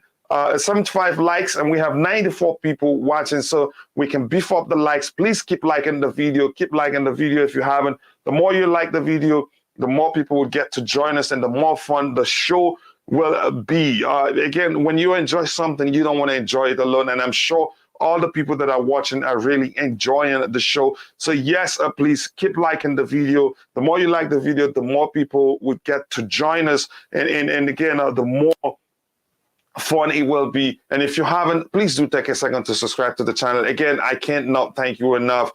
I am so thankful, but I'll find a way, the better way, the giveaway that we would do. It will be something special. I will think about it, and I'll come up with it by tomorrow. So thank you again, and God bless you all for all the support and the love you've shown to the channel. So I'm going to try to catch up with what I have in the chat, and then I will come back to the panel to see, to get the thoughts of Louisa. Again, Jerry Clooney says, we need a utility striker.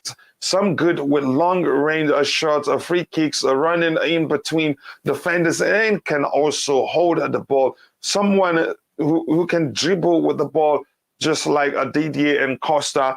Again, they're very different caliber of strikers. Even though they're both traditional strikers, they can do it. I think they can work in anything because of their movement. But they're powerful too. They're quick too. Again, thank you very much for that comment there. Felix says, let me look in here. Felix says, Lewa will also flop under TT. Again, that's been my argument.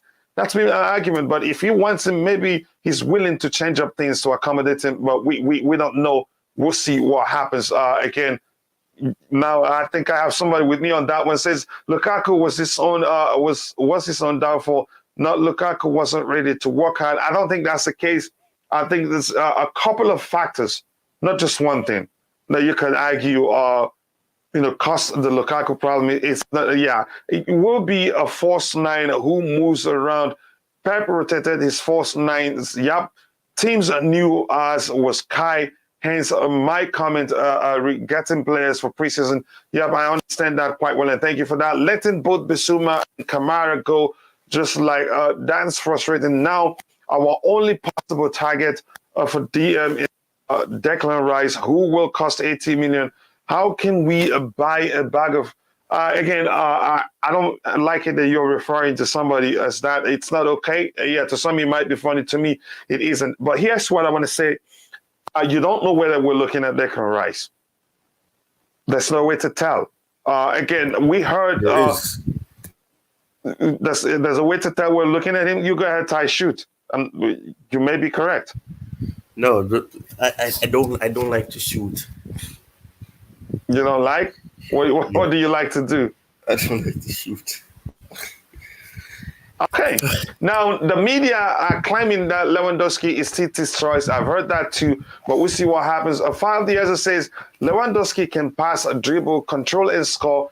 None of this Lukaku can do. None of this is technically good enough to understand our system. Let's get 2 years out of him. And Broya takes it. Again, that's a good suggestion. The question is, now, I want to say quickly to you, Boogeyman, is this.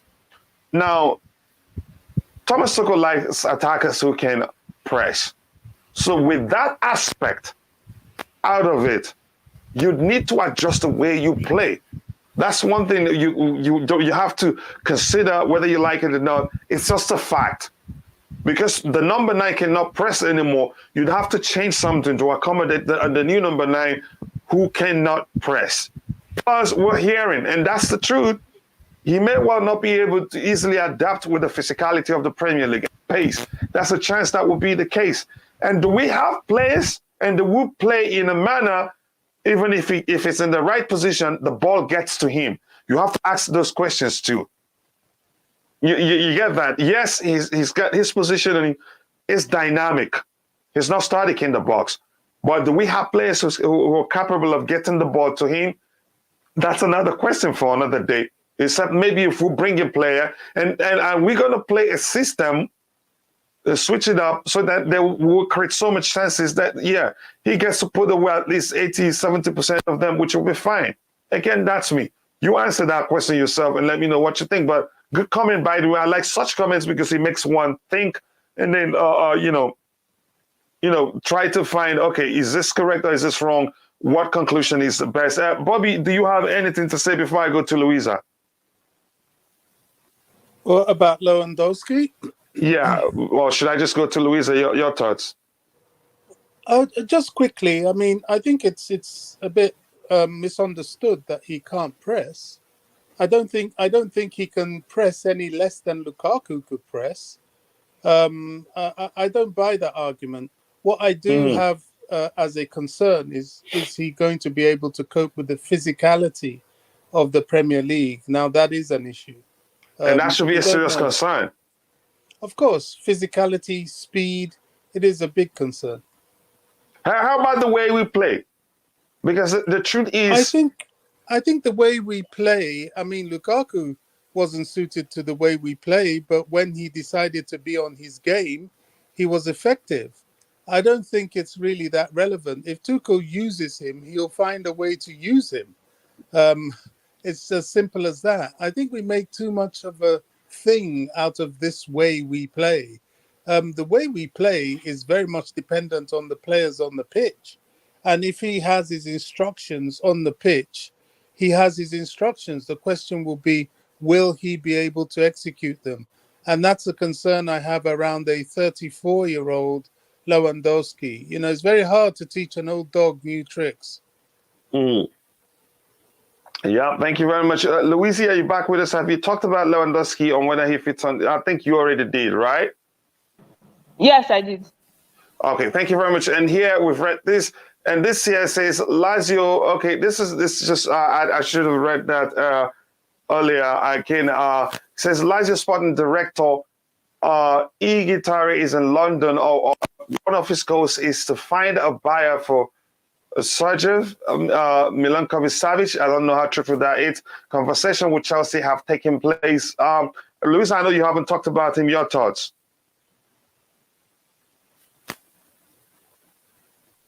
First of all, I don't understand.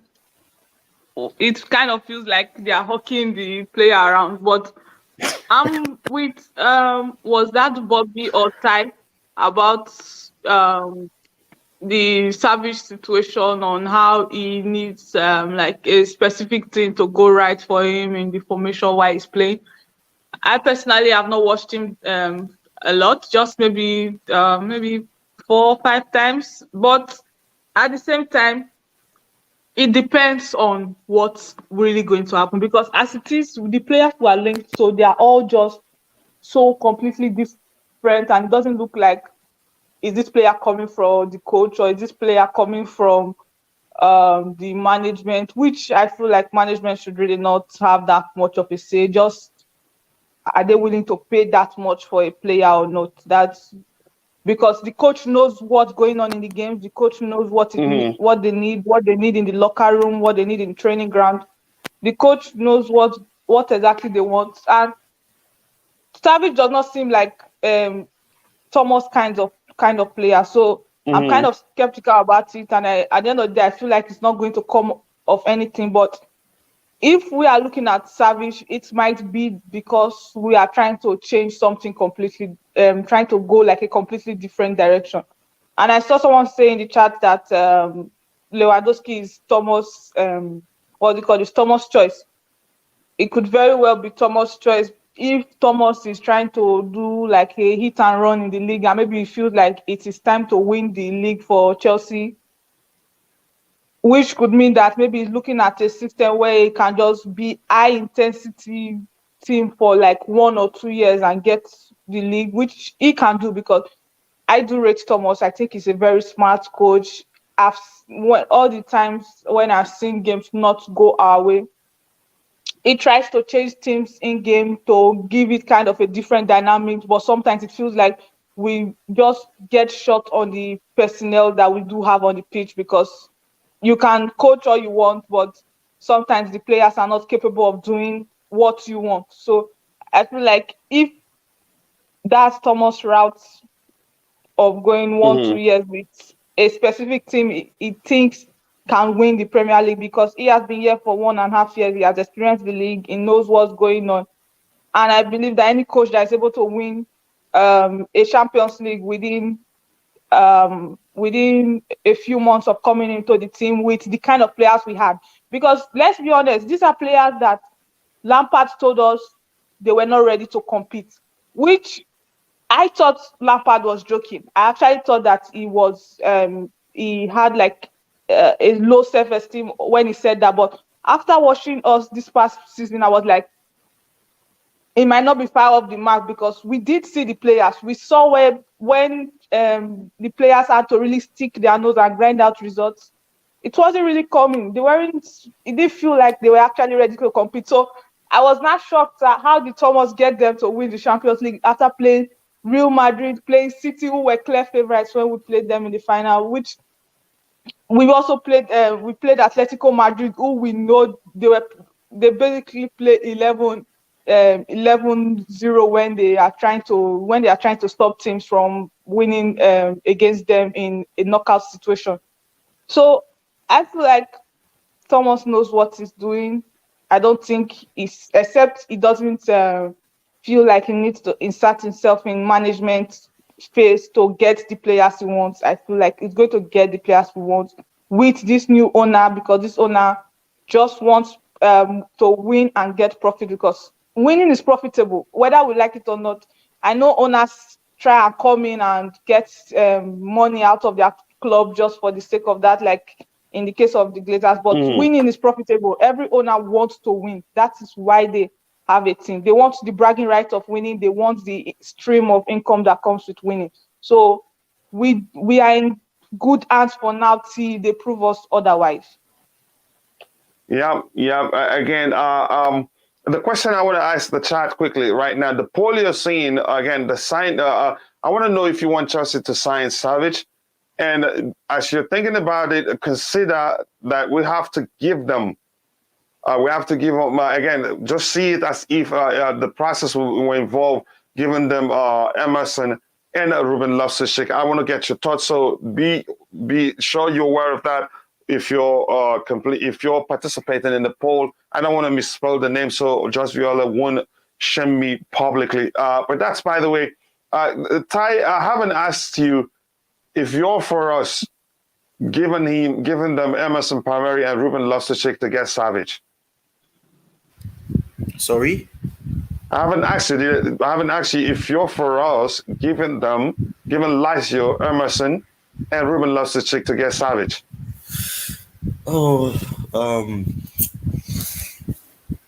Emerson, maybe. Loftus-Cheek, I really don't know, honestly, because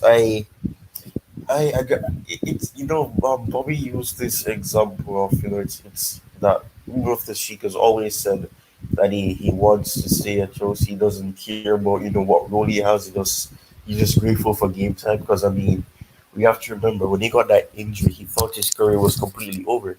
So I think he's just appreciating any chance he gets. The thing is, I just feel like his best position is not the position he's been used in, and if he gets even the competition there. Okay, now given that point, your thoughts from Ruben Loftus-Cheek perspective.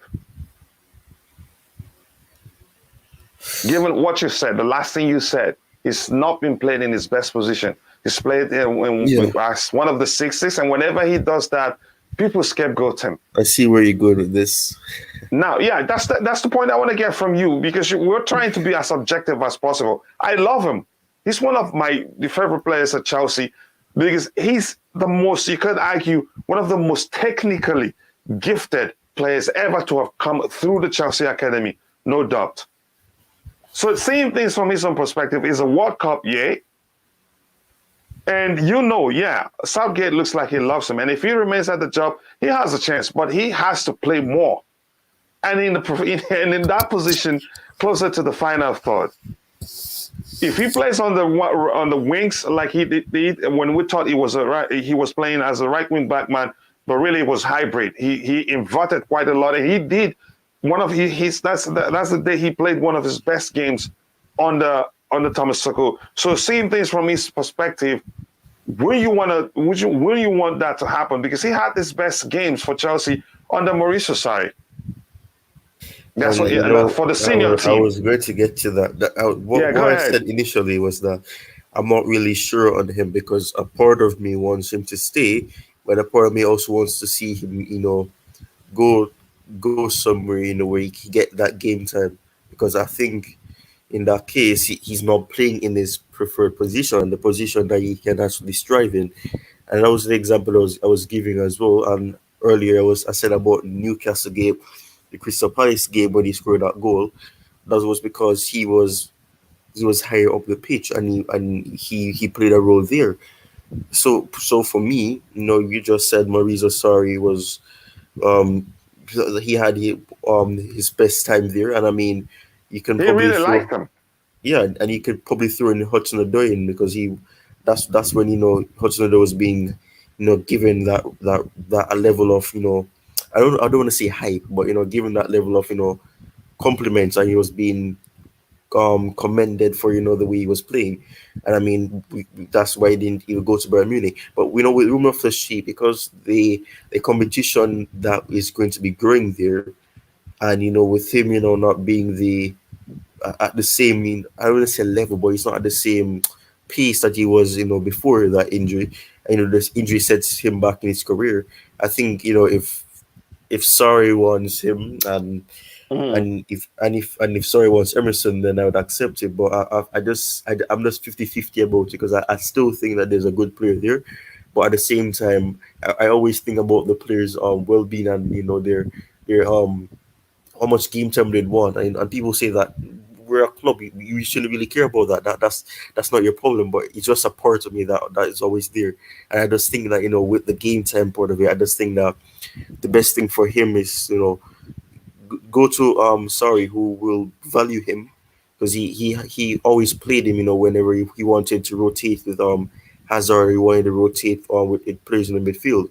But I just think that it's a case where it's just important that he gets the game time that he wants, and I just don't know if that would be at the club. But I don't know. I really think that with Emerson, I don't think he is the player that you'd probably want to be the competitor with Chilwell. I don't really think he is. So but that I will be open to that one. And plus, sorry, brought him in as well.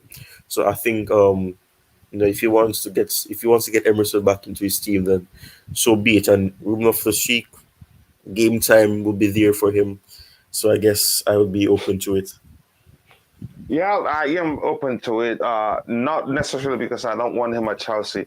I want him to go where he'd play in his preferred position, and then then we'll start seeing that player we all know that he can become, because he's that good. But that's, by the way, let me try and catch up on the chat. Lee here said we got 4 new stands that will be being built in the next 5 years, and I think I've read this one. That was why we talked about Lewandowski. And again, says Deals CFC says again, Jerry, what are you saying? Okay, goody. We'll have a very big hole in the attack. Again, Deals CFC, nice to see you, my brother. I hope things are well on your end. I know I haven't said hello to you today. Even Jerry, I haven't said hello to you. A big up, Kuchila and the panel. Time to get excited. We got to be positive. Yes, we have to stay positive. Again, thank you for being with me. Again, Goody says, Milinkovic does not suit our system. He can link up play. He isn't technically good. Really? He cannot press. I'm surprised. You're very different on this one. Okay, let's keep going.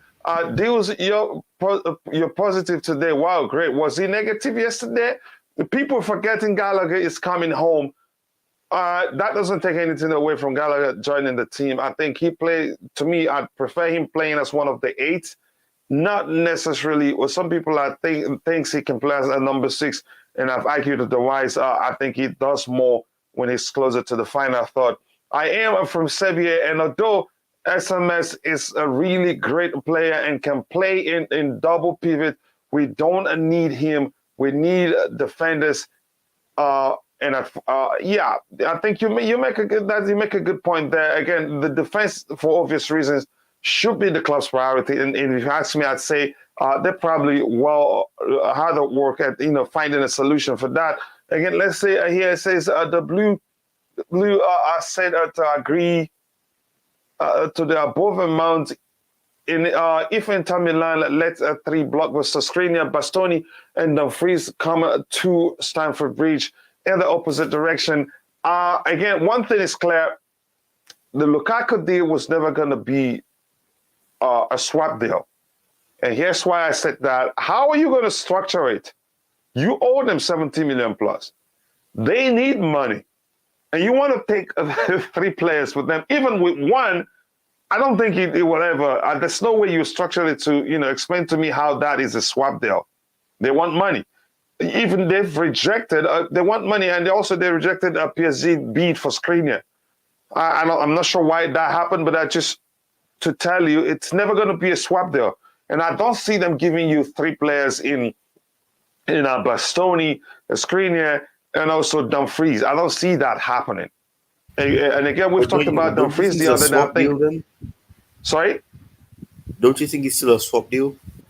No, I don't think it will be a swap deal. They're not calling it a swap deal, but it's basically a swap deal because physically it isn't. You're giving them one player and they're giving you one player. You sign one player. No, it's not a swap. You'd have to give them money. I don't believe the deal itself is not really a swap deal, but it's basically a swap. It's not included in one deal, but it's basically still a swap because they're getting one player and you're getting one player. You're confusing me. Honestly, you are. No, I know what you're saying. I'm just saying that even though it's not, they don't want to call it a swap deal in terms of, in the deal they offer somebody and then they get him. They're still doing a swap. Tobago, why are you saying Coach Audio? Can you guys not hear me? Is there a problem with my audio? Maybe he was talking about when you were muted when Bobby was talking because that was because I'm way far too behind. Sorry about that. Now let's bring it to Rabiot again. I'll start with you, Tyson. I'm with you again. The reason I'm bringing it up is we nearly signed him during the January transfer window. Again, it may well be all lies. Now, Juventus have added him to the list of players they want to sell. So I want to get your thoughts. Do you think it would be wise for the club to go for him? Or do you think he's just forget it? Because some already in the chat said he fell out with Thomas Tuchel, so why go for him?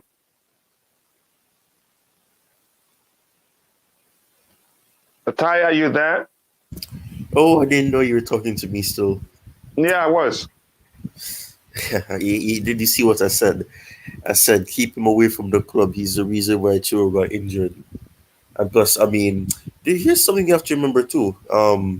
He's the reason why what happened? No, he's the reason Chiro got injured against Juventus. He made a tackle and then he twisted. But anyways, I don't know if that's true.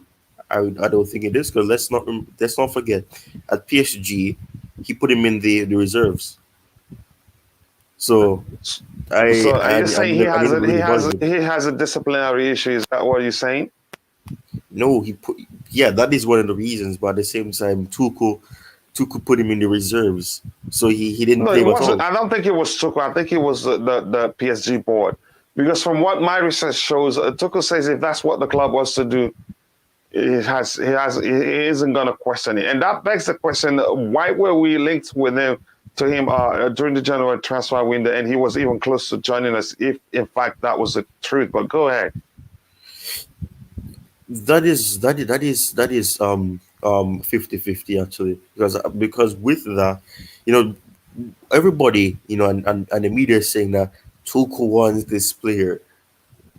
That is not the case. But let's not forget, you have in the January window, you had the board pushing for certain players because at that very moment we had our injury crisis still. We still had players who had that issue. So they were looking at players that were out of favor at their clubs, and they were trying to get those players in to at least help the team out if possible. The story that we were closest getting Rabiot is false because at that very moment he didn't want to leave. He wanted to see if things could change for him at Juventus, and now they put him on the transfer list. So I don't know if that is the case. I just don't see it working out as well because we're gonna be getting one player who has a discipline issue, and you're gonna get another one in. So that itself is a red flag, and even that another thing you can use is why would Tuchel be open, to bringing in a player who he has had past experience with, and now have some level of uncertainty that the disciplinary issues could still come back around. I don't agree with him coming to the club, not only for the little joke I gave, but you can't just be getting these big ego players or these players that don't think that their manager should say anything to them, and just expect them to come in, because if they do something poor and then the coach is saying, what the hell are you doing? Why are you not doing the right thing? you're gonna have issues there, and then they're gonna be going back to square one. So he is not the right option if you want to bring in a midfielder. And plus, Juventus are putting him on a transfer list. That says a lot. We need to pay attention to what the clubs are doing. If the club are just pushing the player out and transfer listing a player, that means that you want a club to come in for them. You don't see them being a part of the team. You need to be careful about that, and it's never good. And the sole reason is because they know he has an issue, with being disciplined. So I don't know, that would be a red flag for me, and I don't believe that what reports are saying that we were close to signing him is true, because I don't think Tuchel would just say, yeah, let's bring him in, even though he has a disciplinary issue. Let's just bring him in. Yeah, okay. That's by the way. I'm going to quickly catch up with the chat and I'll come back to the panel. Goody says Ruben should play wing back. He is better and more effective there. I think probably you started thinking like that when he was deployed in that position. But well, in fact, his primary role was to attack and support the midfield. But that's by the way. Again, primarily, I don't think defensively. I think it's really poor. Just assigning players is not the issue. But signing the right players with the right mentality for a big club like Chelsea, thank you, I like that. Big club like Chelsea, we should sign players that we can actually use. That makes perfect sense because a lot of the complaints we've been getting that our players are being played out of position, yada, yada. I don't want to talk about that. And I want to say thank you for 88 likes. And again, thank you for 3,000 plus subscribers. Right now, it's 3,004 subscribers. I can't not thank you enough for the love you've shown at this channel. And if you haven't, please like the video. We need 12 more to get to 100 likes.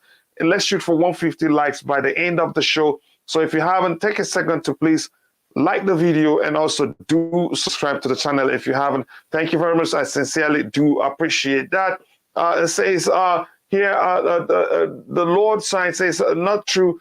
SMS is playing really good for Sevilla in double pivot in 3-5-2. Again, you guys sort out the argument. I don't want him at the club. If it says Goody, that's your opinion. We'll respect that, but I have mine. Again, everybody, we all individually have our opinions, and please do respect each other's opinion and do not be civil. Do not insult yourselves. Again, I haven't seen that happen today, so I'm happy.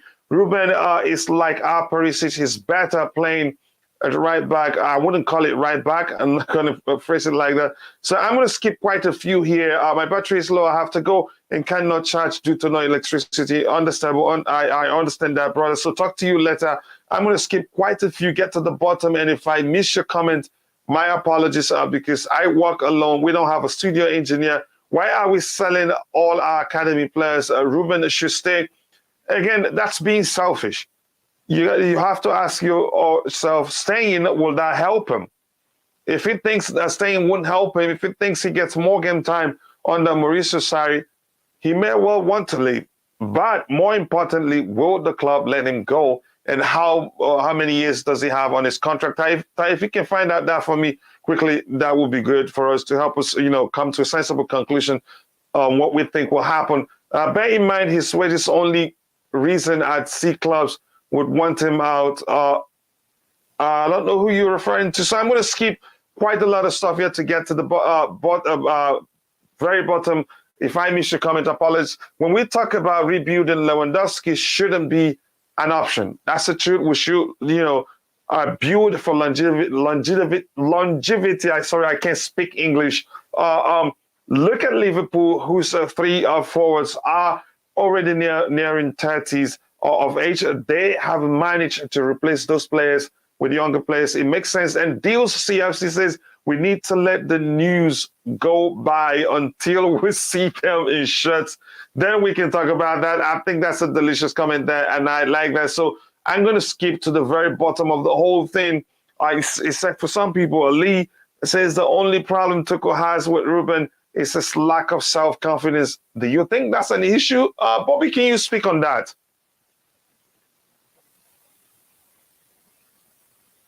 Bobby, have we lost you, or just No, matter so I of was just or trying to meeting your phone? Yeah, this coming from Lee says the only problem Tuchel has with Ruben is his lack of confidence. I kind of disagree. I disagree. You know, I from all I know about Ruben is he is confident enough. It's Uh-huh. fitness. You see, the problem we had with the Chelsea team last season was fitness. Several things. We had too many injuries. We had too few players capable of creating squad depth. And Mm-hmm. we had young players who suffer from consistency, which is why I'm slightly Mm-hmm. prepared to maybe be of the persuasion that next season will be better with our young players because they'll be that much more experienced. Now, for Ruben himself, his issue was a recovery. Ruben had a major injury. By the way, before I answer this, congratulations on 3,000 Thank you, thank you, subscribers. thank you, And bro, and thank you for all your support. and also Ruben had major injuries, which he recovered from, and that was partly why we sent him on loan to Fulham and then Crystal Palace. It wasn't necessarily for him to start balling out. It was just for him to get exercised on those muscles that were weakened and had shrunk due to months and months of inactivity. Now, Mm-hmm. Ruben's a big guy. You know, a big guy like that in an active position like that, you know, he's not playing centre back, he's playing midfield. In an active position like that, he's going to be prone to injuries. And because Mm-hmm. of his size, it takes him longer to get back to fully fitness. So it's all been a fitness issue. Even last season, he was one injured at some point and had to come back yet again. And people they're very disingenuous to Ruben. Ruben played in a multiplicity of positions. He was centre back against Luton. He was right wing back in two big games, one of which was at the Six on roundabout. multiple occasions. Yeah, sixes, centre mid. You know, he did excellent right wing back against Madrid, and in the game before that. He came on, he paid the number 8 against Juventus and changed the game. People aren't seeing the bigger picture. This is the problem. And I have to get back to this other thing of, oh, should he go away to develop his game? Chelsea are not investing in the academy to produce talent necessarily for other teams. We are investing in our own future. Yes, sometimes we allow players to go because not everybody's going to make it, but don't people shouldn't get it mixed up. The But here's the purpose. thing. Can I say something quickly, Bobby? I don't mean to cut you if you don't mind. Can I go ahead? Yeah. Here's the thing. I get your point, but we must also recognize that in some cases, even those we want to keep want to leave. Yeah, absolutely. Exactly. We Go turn ahead. out a large number of these youngsters knowing this. Yeah, some will want to leave even if we want to keep them, although that is slightly rarer because you see, if you understand how these Chelsea coaches indoctrinate the boys in the academy, it is with the Chelsea culture. This Chelsea culture, people don't understand. This has gone on for decades. Since the 1950s, Chelsea have had this culture in their youth system that encourages a desire to play for the club. Those that want to go are these newfangled youngsters who are influenced by their parents, who suddenly have gotten hold of the media, some of which is Chelsea media, who tell them, oh, kick off a fuss, you've got to be played, you've got to go move to another club. Sometimes it's beneficial. Sometimes, well, it is what it is. For example, in the case of the guy that was trying to vie for a position with Reece James, he wanted to be ahead of Reece James. Well, that ain't happening. You're both from the academy. Reece was a better talent than you. You're If just you, if going you're to if have you're good to enough, compete. exactly.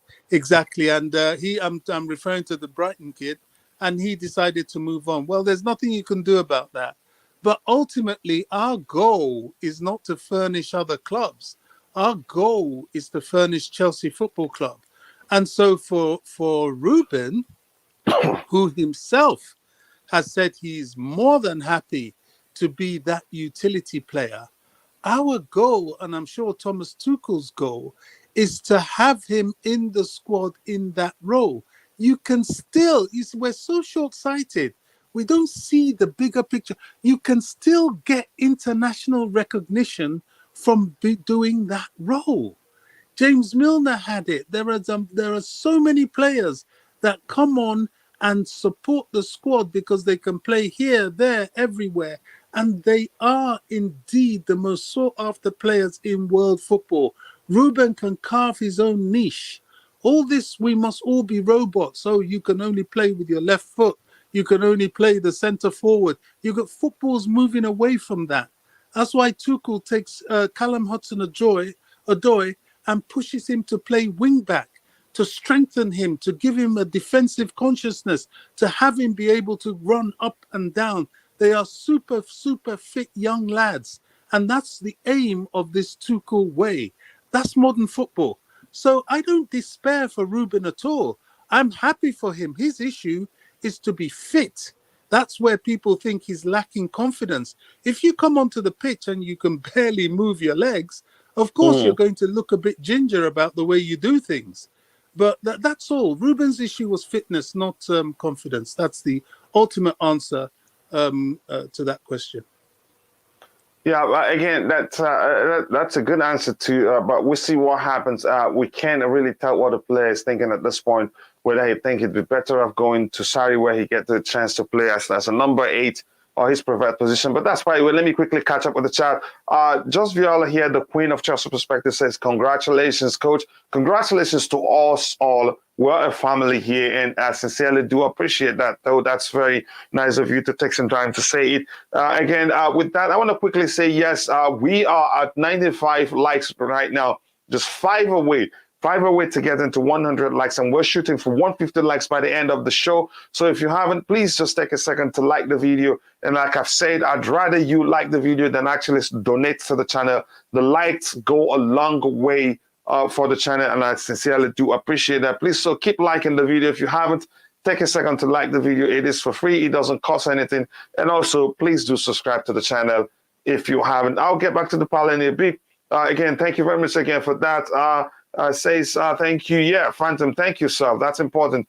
Let me see here. Lee says, let me see what Lee is stuck in here. Leon Twomey has written a very good article in The Athletic called "Every Chelsea Player's Transfer in Contract Situation Explained."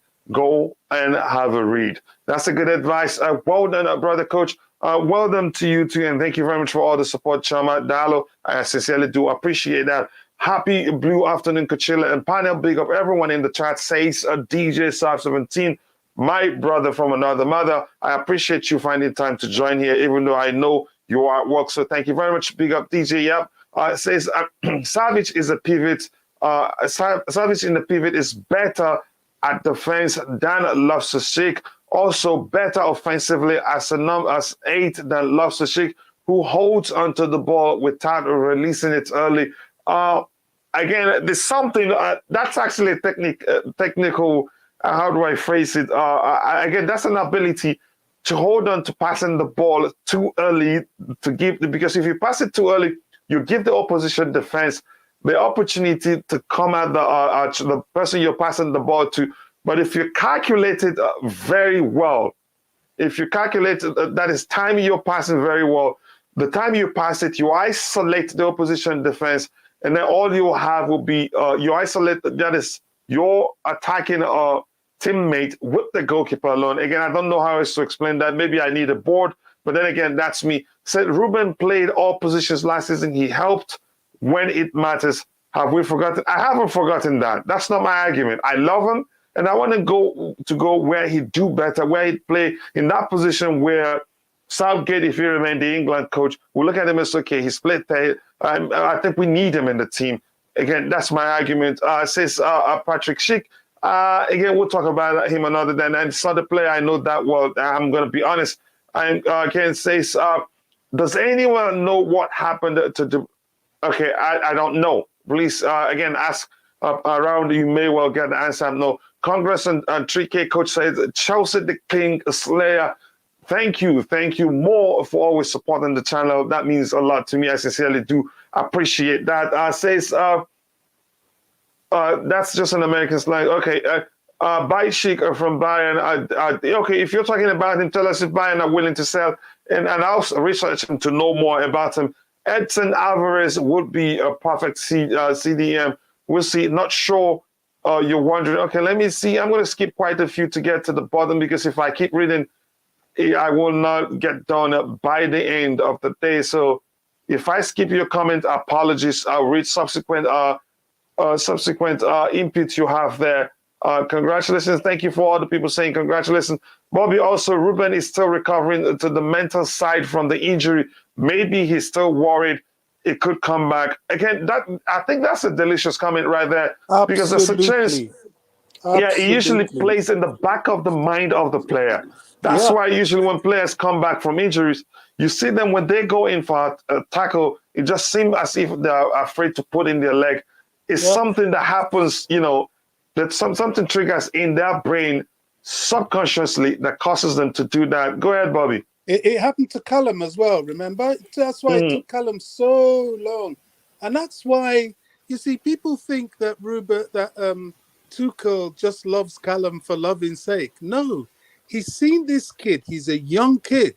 This is the best time to have him. He's recovering from major injury. This is the time you can get in his head and make him that player you want him to be. This is it. Mourinho was fantastic at this. I personally, and this is a personal thing, I personally think Mourinho destroyed Obi Mikel. But because Mikel, if you listen to his recent interview, he went to Mourinho. He said, look, I'm the attacking guy here, in midfield from, I forgot where he came from. And Mourinho said, no, you're now in a team. It was in Norway. I forgot the name of the club, but go ahead.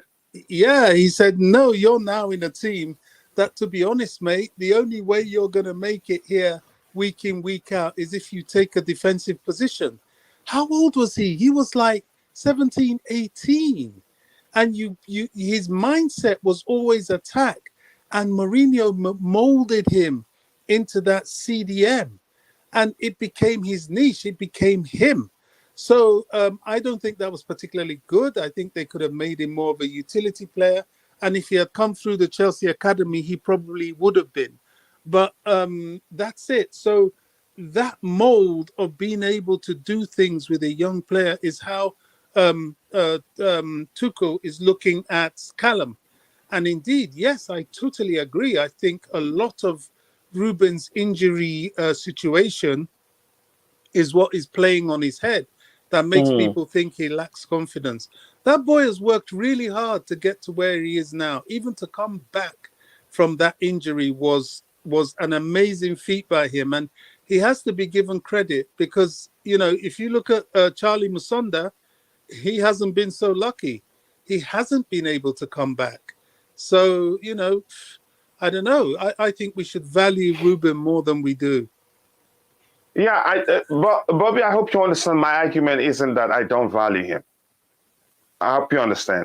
Yeah, absolutely. I get where you're coming from. Yeah. You want him to play where you think he would do best. And and I understand that position, but my position is that because of his current situation, he now has an opportunity to create a position where he will do best. For example, we have the Makelele position. It's because Makelele took a situation.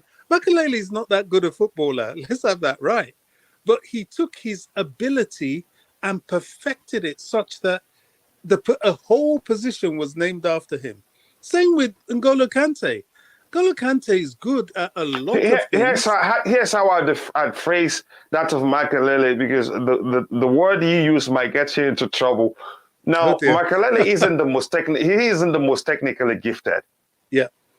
I think that's how I'd say it. I wouldn't say he's not that good of a footballer. That will get you into Okay. trouble. But go My ahead, bad. brother. Go My ahead. bad. I Yeah, think go you're ahead. quite right. Especially for somebody that came from the Real Madrid era of the real Galacticos. I mean, I'm talking of when they had the likes of Zidane, Beckham, Aguero, Raul, all these people that they had that were the real Galacticos. He was he was the poor relative, really, in terms of talent. But Makelele, what he did better than anybody else in the world, such that any team he went to, he was priceless. That's what Kante is. And I truly, truly believe that Ruben can do the same. It's just because we're used to him. Look, people out there, you tell people Ruben's up for sale and they'll be queuing up because they see what that guy can do. And by the way, for those asking how long his contract is, I think he only renewed his contract either last season or the season before. I think before His he went to contract Palace. ends in 2024. Okay, so he's got a little bit of mileage, but not too much. Not too much, no. Yeah. So let me quickly, again, thank you very much for that. For that passionate response to that, let me quickly catch up with the chat and come back to the panel. And right now we have 99 likes of people, just one alone, one more like to get to 100, and we're shooting for 150 by the end of the show. So if you haven't, please take a second to like the video and also do subscribe to the channel if you haven't. And when I say I'd prefer you liking the video than donating to the channel, I really do mean it, honestly, because it's not really about money to me. But again, the channel will make money the more subscribers we have and the more people that watch the video. That's the truth. But now I'd prefer you to like the video. Keep liking the video if you haven't. I appreciate that. The likes are the reason why we got to 3,000 subscribers today, and I can't not thank you enough. I'd be ungrateful not to say thank you, but like I said, I'll find a special way to thank you guys, and it will be a giveaway. So please keep liking the video. The more you like, the more people will be able to reach, and the more people reach, the more the fun it will be here. Again, keep liking the video, subscribe to the channel, and don't forget to click on the bell notification button. Here, Chelsea the Kingslayer says, since RSC, Ruben Loftus-Cheek can play right wing back. Not really. I wouldn't call it that. Again, it's a hybrid approach to should I say, fulfilling that role. Why the interest is overpriced, Dumfries? Yeah. Again, Dumfries is. I think we're getting him for probably mainly because he can also defend. He can also attack. That is if we're really looking at him. But I don't really want him. It was also a big problem for Arjen Robben after the knee injury. It took him 2 full years to get over it. I think my friend Stav always talked about that too.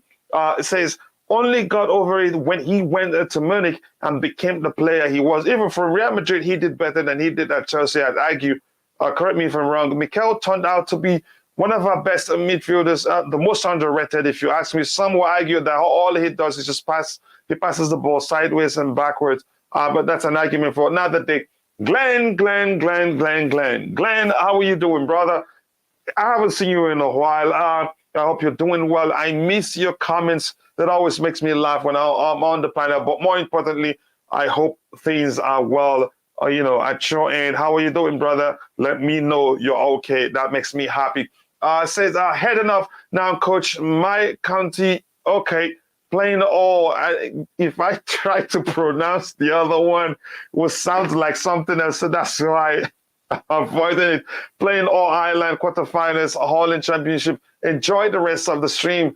Talk tomorrow. Yes, brother, you know I love you so much. And thank you for all the support. And thank you for 3,000 subscribers. Liam Lane, see you tomorrow for another Blue Money show. And remember, guys, I want to tell you guys this. We're still going to do the Roman Abramovich tribute contest, but we're waiting until the focus moves away from the transfer conundrum, if you want to phrase it that way. And also, every time the channel, like every 2 hours per day or every 4 hours per day, it depends on how long we have something that runs automated. We call automated streams. where you see streams of high-profile Twitter accounts, what they say about Chelsea and other transfer reports. You can check it out, and I think you would like it. Chelsea Kingslayer, that would be Adrien Sterling. Hopefully, it is silly season speculate. Yep, I hope that's the case. I really want to see Adrien Sterling. If we don't see him, then what's all the talk about Thomas Tuchel waxing lyrics about him that he wants him at the club? I want to see. Says again. Say Liam is it on Premier Sports? I'm not sure. We're saying see True Blue or maybe close YouTube and come back. I'm not sure. Somebody having an issue there. Okay. Says Ray Allen. I haven't seen you on a while too. I hope you're well, brother. He said Kante and Ruben are finished. Both can go. They don't add any more. Anything anymore. I don't agree with that. I sincerely don't agree with that. Ray, I love you, but I disagree with you on that one. But I know you understand. I have the right to my opinion. I see a lot of my mother. Oh, okay. Probably your phone is hitting up or something. Says, Adrien Sterling seems Dumfries level right now. Just a lack of experience. Again, I think I take Adrien anytime, any day. Says Ray Allen is in the house. Attacking the players, yeah. Again, I thought maybe you were praising him, but I get it.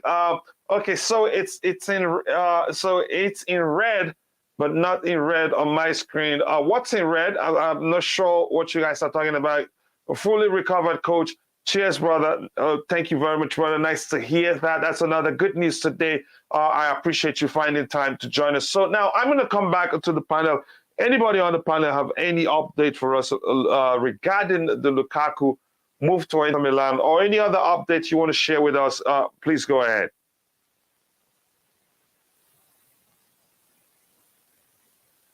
Looks like the two people I have on the panel are like 10 miles away from their microphones. Bobby, are you still with us? I'm here. Yep. And again, before Bobby speaks, somebody in the chat says something. I think it was Liam Lane. Was it Liam that said that? Oh, it was Lee that said something about Ousmane Dembele dropping a bombshell regarding his future at Barcelona. Please let us know. Be specific about it so we can learn from you, Lee. Go ahead, Bobby. Any updates for us? What you think about the Lukaku situation so far? I don't know if anything has developed there. Apparently, I hear that next week he's going to have a medical at Inter. It seems quite clear that a lot of the transfer policy may be hinged around that move, especially with Todd Bowley's comments about financial fair play and so on. I would rather sort of express my concern. I think that statement about financial fair play was a very odd thing to do. And when you say it was taken out of context, who said it was taken out of context? No, wouldn't you say? Don't you think? I would say it was ill-advised, especially if he is going to be active in the transfer market. He didn't really need to say anything about that. I just think it shows a lack of understanding of football culture. You tell fans who are used to a certain quality from their club and they don't see any activity, and you start talking about financial fair play, of course they're going to come to the conclusion that you are unwilling to spend any money. He should have. The best approach for Bowley or whoever would have been if he had told Chelsea fans, look, we're now a consortium, we need a consensus in order to make our purchases. Fans may not like it, but they would understand, and they'll understand that it's because things have changed. There's no longer that one person that would come and just, dictate the pace of the buys. But coming out and giving us some absolute BS about financial fair play that we know already, and to make it even more hideous in the face of what Man City and PSG are doing, I just think it just didn't go down well with fans at all. who are concerned as they look around and they see their rivals strengthening beyond beyond what we may be able to catch up with. So I don't know. I'm more concerned about that than all the rumors flying around. Yeah, quite a lot of rumors indeed. It's thrown us into serious confusion. We're not sure what's really going on out there. Let me just quickly catch up with the chat, and I'll come back to the panel and let Louisa let us know before I go to Ty what he thinks about the Lukaku situation and the fact here Ben Jacobs is saying talks are continuing between because yesterday here's actually how I came up with that idea of that automated stream. It's something that I developed to help me to have how do I say in one place to have the whole people that I look at when I'm researching news at the same place. And I thought, okay, maybe people will like it. But that's, by the way, says talks continuing between Chelsea and Inter. A traditional loan now looking less likely than a swap deal. Look, here's the thing, like I've always asked, how is that going to make sense? What kind of a swap deal is that? We owe them 70 million plus. They want money. And again, it just isn't making sense. They're supposed to give us money also for Lukaku, which is they're saying they're going to pay. They started with 5 million euros a year, which is nothing. So how that was going to work as a swap deal got me confused quite a lot. Then again, Chelsea want a defender, Skriniar, Bastoni, and Dumfries. But I've seen like some people in the chat are interpreting this comment as if we want 3 defenders, Skriniar, Bastoni, and Dumfries. I think if you pay attention to this tweet here, Chelsea, just this 3 words here, want a defender, which means one.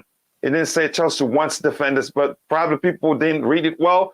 So, but I think maybe here's what confused. He didn't say, Ben Jacobs didn't say Skriniar, Bastoni, or Dumfries, no or there. So that people could easily interpret this that Chelsea wants the three of them, but I think Chelsea wants only one of them. So, Louisa, why you come in? I want to know your thoughts on the Lukaku situation so far, and if indeed this is the truth. But I do trust Ben Jacobs, but that's not mean he's right. That's not to mean he's right all the time. Your thoughts on the Lukaku situation and whether we should actually, which of these players do you think we should prioritize, given the fact that we know clearly, for obvious reasons, we know where we're supposed to try and fix first. But that's, by the way, before I come back to you, we have 85 people watching and we have 107 likes. Thank you very much for 107 likes. But I know we can do better than that. So keep liking the video. And I'm going to repeat myself also. I'd rather you like the video than donate to the channel, because the more you like the video, the more people would be able to reach. And the more people we have watching the video here, the more fun it will be. And also, thank you for 3,007 subscribers. Yes, I do appreciate that. We are really growing. Now we shoot for 4K subscribers, and I know we'll get there. I do believe we'll get there by the end of the month. So if you haven't, please take a second, like the video, and also do subscribe to the channel. But thank you in advance. Luisa, you take the 300 or 3,000? No, 3,007 subscribers. No, I thought you made a mistake and said 307. No. Thank you. I may have, but no, thank you for catching that. So, Luisa, your thoughts?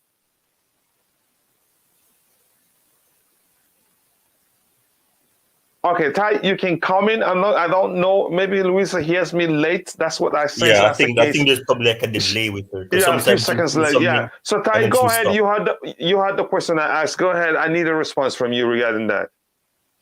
The thing is, I don't want to speak much on Ben Jacobs, but and keep talking. I'll be right back.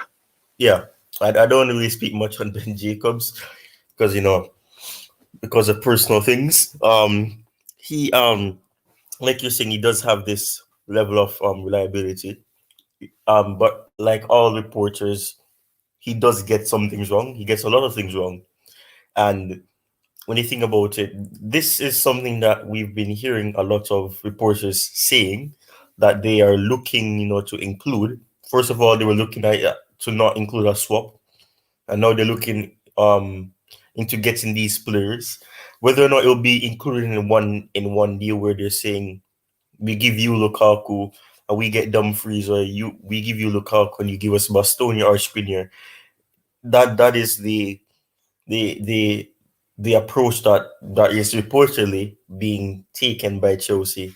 It just means you have to take it with a grain of salt, because I think these situations will quite easily be made and say that, oh, Chelsea are trying to bring in this player, and seeing that Lukaku wants to go back to Inter, they can quite easily use this motive as a way to get these players in that would benefit their team, because it would be quite easy for them to do a swap, get this player in, and then that gives them more money to spend, because that means that in the swap there's little to no amount of funds being used up to bring these players in. So I think in that regard, the club could be quite easily doing that, to try to get in other players, because if Lukaku leaves, you need to find a replacement. And I think the best solution is to get inside forwards, because inside forwards is probably the most ideal situation, because we see that with a Lukaku, the way we play it, we try to play counter-attacking, but with the contrast in the leagues between Serie A and the Premier League, you don't get that freedom to turn it back to the defender and try to hold them back. Only a couple of defenders who are still inexperienced that can work with, and we saw that with Arsenal when Lukaku tried to do that and it worked. So you need to be careful with that. But I do think that when it comes down to this, these three options are players that at one point or another Chelsea were linked with. And I used this point yesterday. People will say, not people, the clubs will say that players are not for sale, but at the end of it, they'll say that he's worth this. You can't say somebody's not for sale. You can't say something's not for sale and then you place a price tag on it. That makes no sense. So I mean, yeah, it doesn't. So for me, he is for sale. You're just putting a price on him that you're hoping will discourage clubs from coming for him. So there is a price, and you're just trying to see if do they believe that the price is right for him. So I do think with Bastoni, all the players that they're putting price tag or they are for sale. And if the clubs are just happen to just come in and say, we'll pay 100 million for this player, they're going to sell them because they're meeting the demand. But I don't know if any club is really going to do that, especially with the little risk, not little risk, with the little likelihood that these players come in, and with the big risk that, when they spend that money, they don't come in and they succeed. So I think, even if you do a swap, and let's say, for example, one of these options doesn't work out, they can look at it and say, we did a swap, we got a player and the player didn't really work out. They won't say that we spent 70 million, 60 million, 40 million on this player and he's not working out. They'll say that we got this through a bargain and we could try to get someone to work with him. But the way that I see this right now is that they're trying as best as possible, to find a way of benefiting from this move, because what Lukaku has done, it has really sent us back. Yeah, it has sent us way back, because if he was a willing person, to try to, understand the coach's perspective and at least try. If he tried and it wasn't working and it was out of his skill set, then I could understand. But you can't really say he's trying. And when it did look like he was trying to try, was when the owners were at the game and he wanted to make a little statement to say that, this is a player like this. But people are going to make assumption that, look at this, he's doing good right now. Why do we want to sell this player? Which is why I think he has to be informed, being Todd Bowley, of the situation with Lukaku, why the relationship is supposedly not a good one, and then maybe then his perception changes to say that, yeah, this player is not faithful then, and that's not what we want. We want to win, and if players don't want to be a part of the winning project, then they have to go. So I do think that this report could be true. I think these three players are players that they're interested in, and they could use this opportunity. But like you and I keep saying, Inter Milan wants money, and with us still owing them a fraction of money, they're not going to be just open to this because it's going to be writing off all the debt, and they still want to do it. But if an obligation to buy comes in, they're obligated to buy him. So if he scores 10 goals one season, then 10 goals the next season, there's an obligation there. They can't really come out of that. And if they Yeah, break I'm it, hearing. Yeah, I'm hearing that Chelsea are fighting. That there will be. It will be with an obligation to buy, because it'd be yeah, stupid to say with an option to buy. If I were Inter Milan, if the option is that is with no obligation at the end of the season, even if he scored 30 goals, I'd say I don't want him, because he's not young. yeah, He's not a kid yeah. anymore, so to speak. He's still young, but it's not like in his 20s. It's not like in his early 20s, so to speak. But go ahead. Yeah, and what's his name? Lee? Is that Lee? He said that Lee, 70 yeah. million is not fraction money. Yeah, yeah. Poor choice of words there. Yeah. So we do owe him money, but you get what I mean. We owe him money. We owe them money. So in that regard, they're going to want to find the best solution. So the way I'm not really sure, because I'm not that fully educated on the way like the finance works. But if it's a case where they want us to write off it, you spend money, probably get two players in from them, and you write that off. If that's not how it can work, then just disregard what I'm suggesting. But if you can get Bastoni or somewhere like that, if it's possible, then you can slowly write off the death, and then after that the 20 million or probably around there, probably goes over that. I'm not really Okay. sure of the price that they placed on him. Maybe then you're able to say that, okay, yeah, we can make an agreement with paying this money off.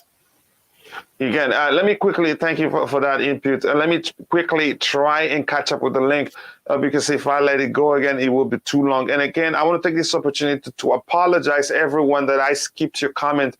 We don't have a studio engineer. I do all this things alone. I sincerely do apologize about skipping your input, because the show wouldn't be what it is today without your input. But sometimes I just have to skip to catch up to where we are, because if I keep reading those that because I want to read everything, I'd be going back and forth with topics. But if I catch up, then what one reading will be aligned with what we're talking about. About at the present. But that's, by the way, says who's never gone empty on any transfer window. I'm guessing you're talking about Chelsea since last 4 years. That's good to know. Dembele not staying. Okay, was that the bombshell? Okay, now the question remains: where does he want to go? Did he say that? I'm guessing he didn't say that. And I think on the Blue Morning Show, we were able to figure out him staying. The chances of him staying is slim, really. First, he's falling out with the club. You could say that. The way they handled the racism role seemed like they wanted it out there because they wanted them gone. After all, the video was there for a while until they started having financial issues. I don't know how it came out. But that's, by the way, again, thank you very much for that update. And I sincerely do appreciate that. Yes, I will open it and read it later, not at this moment. Thank you very much, Lee, again, for, yeah, thank you, Tribune, for, updating us with that. And if you're in the chat, if you have any update that's aligned concerning our beloved club, Chelsea Football Club, do share it. I'll be happy to read it. Dembele's a 5-word hint. Yes, I am fine in Barcelona in response to Stalker Barca fan. What? I'm not sure. I'm confused now. Tribune says he's not staying. And here it sounds like I'm fine in Barca, in Barca, so to speak, but we'll see. Just Viola told me, okay, it's pronounced Barca, not Barca. But we'll see what happens. I'm not sure what it is, right? So maybe I have to read that. At our current state, we are a level behind Liverpool and Manchester City. We needed to look at ourselves more instead of City and Liverpool. It took them both 6 years. That's a delicious point. Yeah, you make a good sense. Gitonga Escrinia says, okay, Ousmane Dembele is actually at Cobham, but the doors are locked. We need 200 likes until they open it. Yes, Glenn, that's Glenn, it. Glenn, Glenn, Glenn, Glenn, Glenn. That's Yes. why I love you, and I appreciate that comment. Yes, people, please, as Glenn says, keep liking the video. Keep liking the video. You guys are absolute legend. Thank you for 114 likes.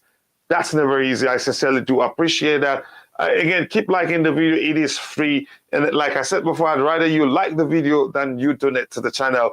But I appreciate all your support. We're growing at this rate because of all your support. It's not simply because of my efforts. No, we're all have been a part of it. It says how we doing, people? Blue afternoon to you. Yes, yeah. It's blue afternoon now, but it's still blue morning to me because it's still 6:06 a.m. here. But that's, by the way, Glenn Barker, 700 million euros have locked the gate to cover for Dembele's good. Yes, indeed, for Dembele's good. I agree.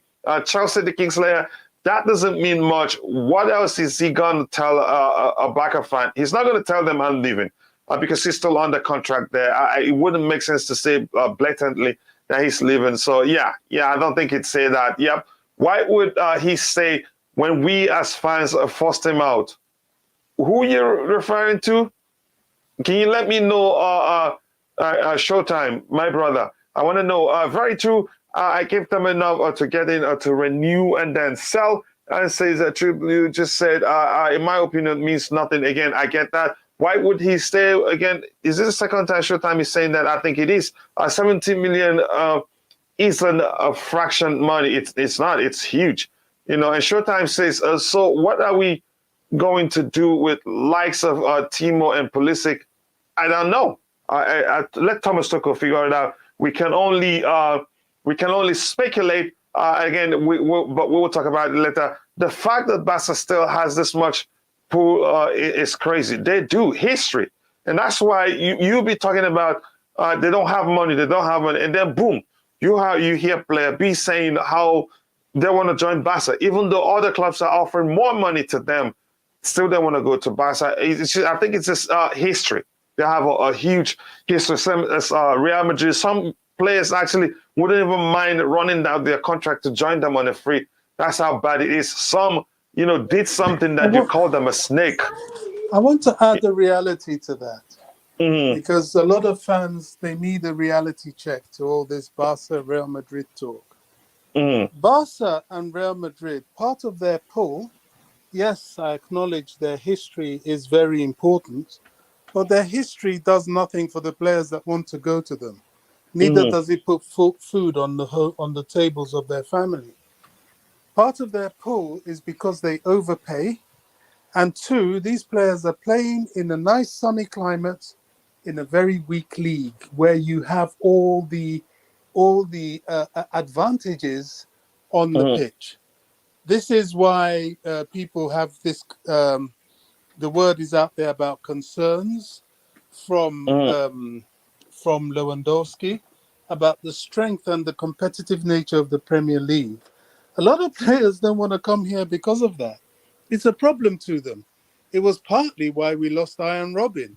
It was just too much for him. So all this talk that everybody wants to go to Barca, yada, yada, yada, I think it's partly media. Where it's true, it is partly for that reason. And it also is definitely media. Look, as I said, I sent you a video of a guy that really addressed this issue. Yes, at the moment, Barca have a 500 million potential financial injection to help them address their 1 billion debt and increasing with interest every month. Now, they're not going to blow all that on one player. In fact, they have to be very, very, very, very careful as to how they spend that in front of their creditors to be able to not get into further problems. So Barca are going to be very reluctant to be dropping 100 million, 200 million on players like they did before. It's the media that's pushing this to make them still appear appealing. Because if they told the truth, nobody, rumor touches people. And if they told the truth, nobody who is anybody will want to go there. It's propaganda. Yeah, I think I do agree with you. It's propaganda partly. And again, you could argue, again, the draw is just the history. Again, you could argue that. But that's by the way, but you make a good point. Yeah, they pay huge money, which is why they landed themselves where they are right now from a financial perspective. Bill Smith, and before I continue, 122 likes. You guys are absolute legends, and I can't thank you enough. Bill Smith says, let me read what he says here. 1 second. Bill Smith says, some of the frustration around this transfer window could have been avoided by better communication from the club. And then he says, obviously, we don't want to show all of our cards to our rivals, but the lack of communication from the club has been poor. The lack of communication to the fans or to those they want to purchase. Again, I'd say if you're saying the lack of if you're saying the lack of communication from the club to the fans, I'd agree with you. I think we need some form of statement like. How would the communication go though? How would they communicate it to them? For instance, like what Petr Cech's saying, like him coming out saying he's been on the phone. So you say that that's not enough communication? No, but he listen, let me finish. Again, to me, that's enough. To some people, it won't be. Some people would like to see something like from Bali. That was why, but I know Bobby's view on that. He should have, at least had a press conference. Say, okay, we're here. We're gonna make sure we do well. You don't have to name. You don't have to give specifics. And that was exactly what Petr Cech did. He didn't give specifics. He only says, I live on the phone. But it's going to be a big winner for us. Say, hello, Chelsea fans. We are on the phone talking to some players and we're just waiting on their signature. That, I feel like communication in this aspect is not really necessary because there's really nothing they could possibly tell us without a done deal that would even actually put us at ease. Exactly. That's what I'm saying. That's what I keep saying. Every time this comes up about press conference or interview, but did I not say they don't have to be specific? Yeah, that's what I'm saying. But I'm talking about what that's the point. A communication where they are not specific, it's not even good enough to say, okay, yes, now I'm at ease. If I hear Marina or Todd Bowley coming out and say, we're trying to sign players, Petr Cech has already done that, and it didn't ease the Chelsea fan base. Exactly. I agree. In fact, it will make it worse if the players don't come in straight after you say that. Yeah, everybody that's will why be they're doing more that. worried. They have to consider everything. And in different modes. Louisa's right. Yeah, I do agree with you. Just Viola says, absolute Chelsea, that Todd Bowley will hold a possible video conference call in coming hours to tell Inter Milan the price Chelsea wants to close Lukaku operation. Okay, I hope to see that. Sending Lukaku to Inter reduces the amount of money we owe them. Yeah, but not to a considerable measure. But the most important thing is that, the marriage is not working. The couple finds, agrees on a divorce. Everybody is happy, and that's it for me. Chelsea want to settle this as soon as possible and to focus on their own signings. Yeah, that to me, but it sounds like an excuse somewhat. But then again, why would that be the reason you're not focusing on your signings? Again, is that a distraction? I don't know how to argue that. It says. Kaloniji LFC, a Liverpool fine. Outside looking in, Lukaku was mentioned. Okay. Sorry, I can't read that really. I'm always correcting Kuchila pronouncing his spelling. He annoyed me. Keep looking for trouble, and you get it back. I know. Says Lee, 500 million, and they still have to reduce the debt. La Liga wouldn't allow it at all to be used. Again, I get that. Says Goody says that the defenders we need to buy this is an Emmanuel Akanji, okay, and Koulibaly. Both are very technically gifted with a good range of passing and can tackle Akanji. Goody sounds like he's a Nigerian. Let me know if you're Nigerian. And please take this time to tell us where you're watching from. Coming back to the panel, Louisa, your thoughts on the Lukaku situation and everything we've looked at. Your thoughts? Yeah, like I'm sure I've made my intentions clear about the Lukaku deal. It's not working, and it doesn't seem to look like he's trying to make anything work. So And the way it went about the whole Inter Milan situation, I know there are people who said the interview was taken out of context, but it didn't really come out to say this is what happened and I'm fully committed to the Chelsea team. And it didn't look like he was trying to change his style to suit the team. He felt like the team should have been changed to suit him, which is completely wrong considering the other players we got, and we also got them for a considerable amount of money compared to Isoso.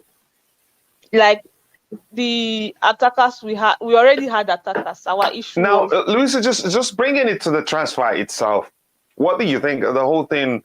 And the players we're looking at. Let me share that with you so you don't get because maybe I did not explain I well. know. I saw the players were looking Bastoni, So which of and then Dumfries.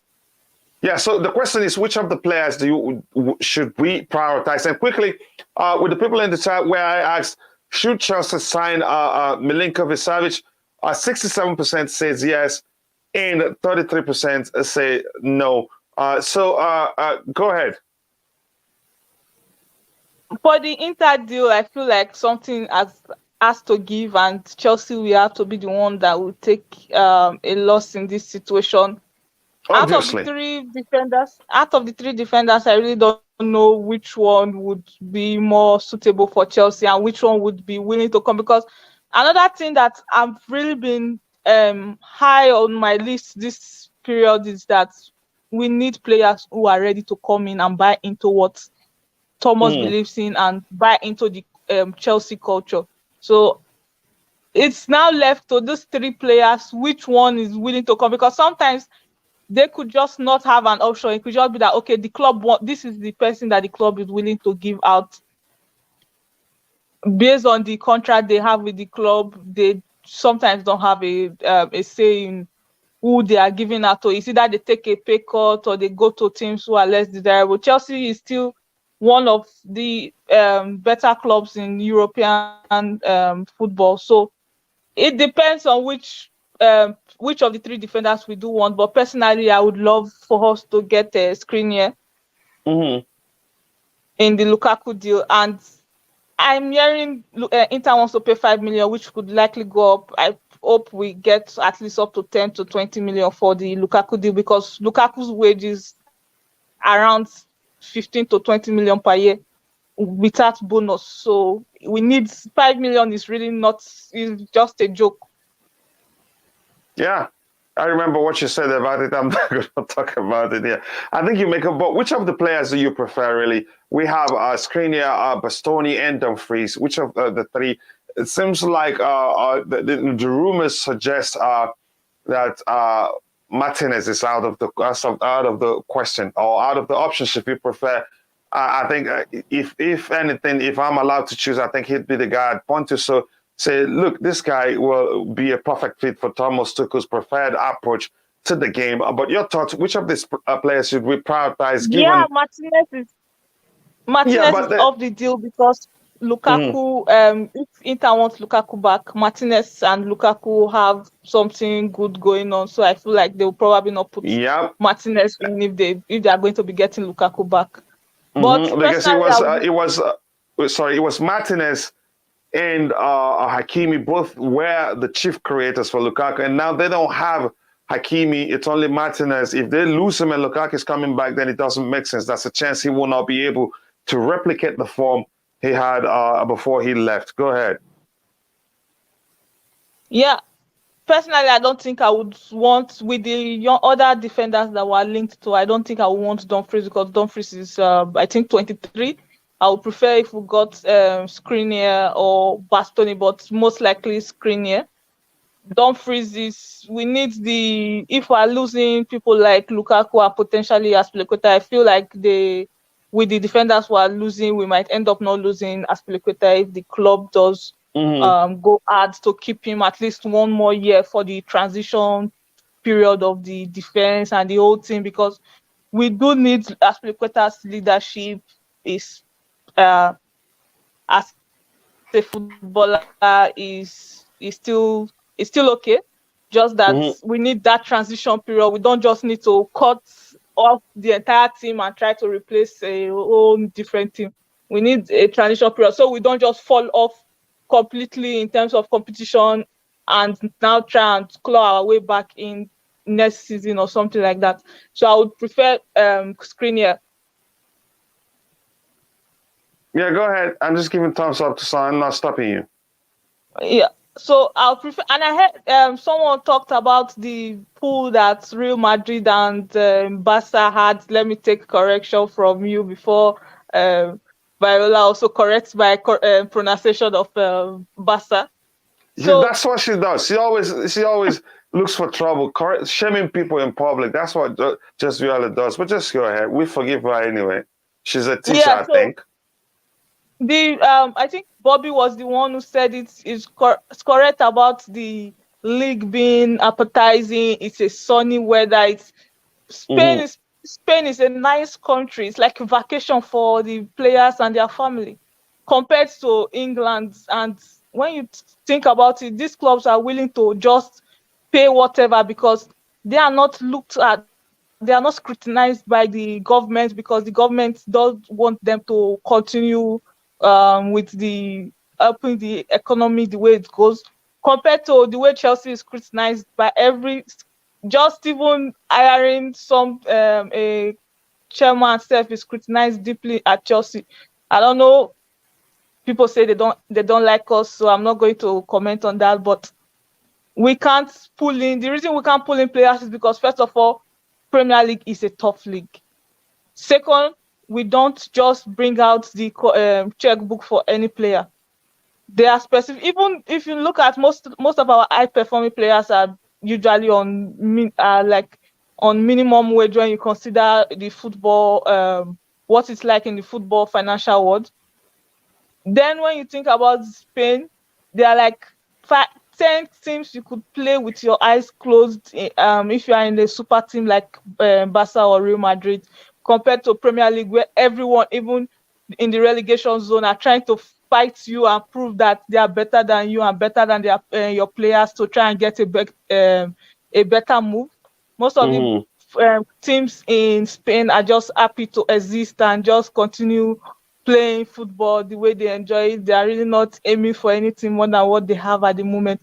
So history, when we talk about history, the history back Barca and Madrid had is because, okay, at Madrid, they used to have the best world-class players. People wanted to play with Ronaldo, so obviously they were going there to play with him. At Barca, people wanted to play with Messi, they were going there. People wanted to play with Ronaldinho, they were going there for them. Those players are not there anymore. Who do you want to go and play with at Barca? Most of the world-class players that they still have at Barca, those ones are already they've already gone, they are closer to retirement than their prime years. Even at Madrid, you can say, okay, Benzema is there, all well and good, but those are not the key players who were attracting other players to come and sign in for the club. They are not there anymore. It's just really the propaganda of people are going there because of history. There's really no new players don't want to play because of history. They are playing because you are signing them you are giving them the money they want. They are playing with players they want to play with. They are playing in a league they want to play in, and they are playing in an environment they want to play in. There's the history. History is not part of the news. Yeah. So overall, you agree with Bobby. That's what I'm saying there. You and him are on the same page on that one. So yeah, I get it, and that's why I say there's always something to learn, and I learned 99% of the time from what you guys said. I think it's all about the money. Again, let me say again, Dennis Oegara, watching from Nairobi, Kenya. Nice to see you here, brother. Thank you very much for joining in from my African brother. And Peter Njenga tuned in from Dubai. Nice to see you. Thank you very much. And I hope things are well there in Dubai. Again, just Viola, somebody inviting you to the barbecue. I can help, sponsor your transport so you go there. I am a Nigerian watching from Turkey. Jerry, Claudia, thank you very much for saying that. I sincerely do appreciate that. And I hope things are well with you. And whatever reason you're in Turkey for, that is all working out for you. I appreciate that. Good morning, Blues. Expected 0 signings announcement today. 73 more days of this to go. stay strong. Lukaku should just be banished to solitary training till he starts behaving. No, oh, Mikhail, you starting a fight right now, and I'm not going to join you, and I'm not going to be for you. And with that, I want to say thank you for 125 likes. That's not easy. I sincerely do appreciate your support. The channel has gained 3,000 subscribers, and it's all because of you. And I can't thank you enough. Please keep liking the video. And then, like I said, I honestly do prefer you liking the video than donating to the channel. So if you haven't, take a second to like the video and also do subscribe to the channel. But don't forget to click on the bell notification button so you don't miss anything. Says smash the like button, and that's from the Queen of the House. I appreciate that. I wish to see you misspell something, and I'll put it on the screen forever to get my revenge. Says no one wants to come to Chelsea, Flop FC. Again, that's harsh. I know you're a Chelsea fan, but I don't know why you're saying that.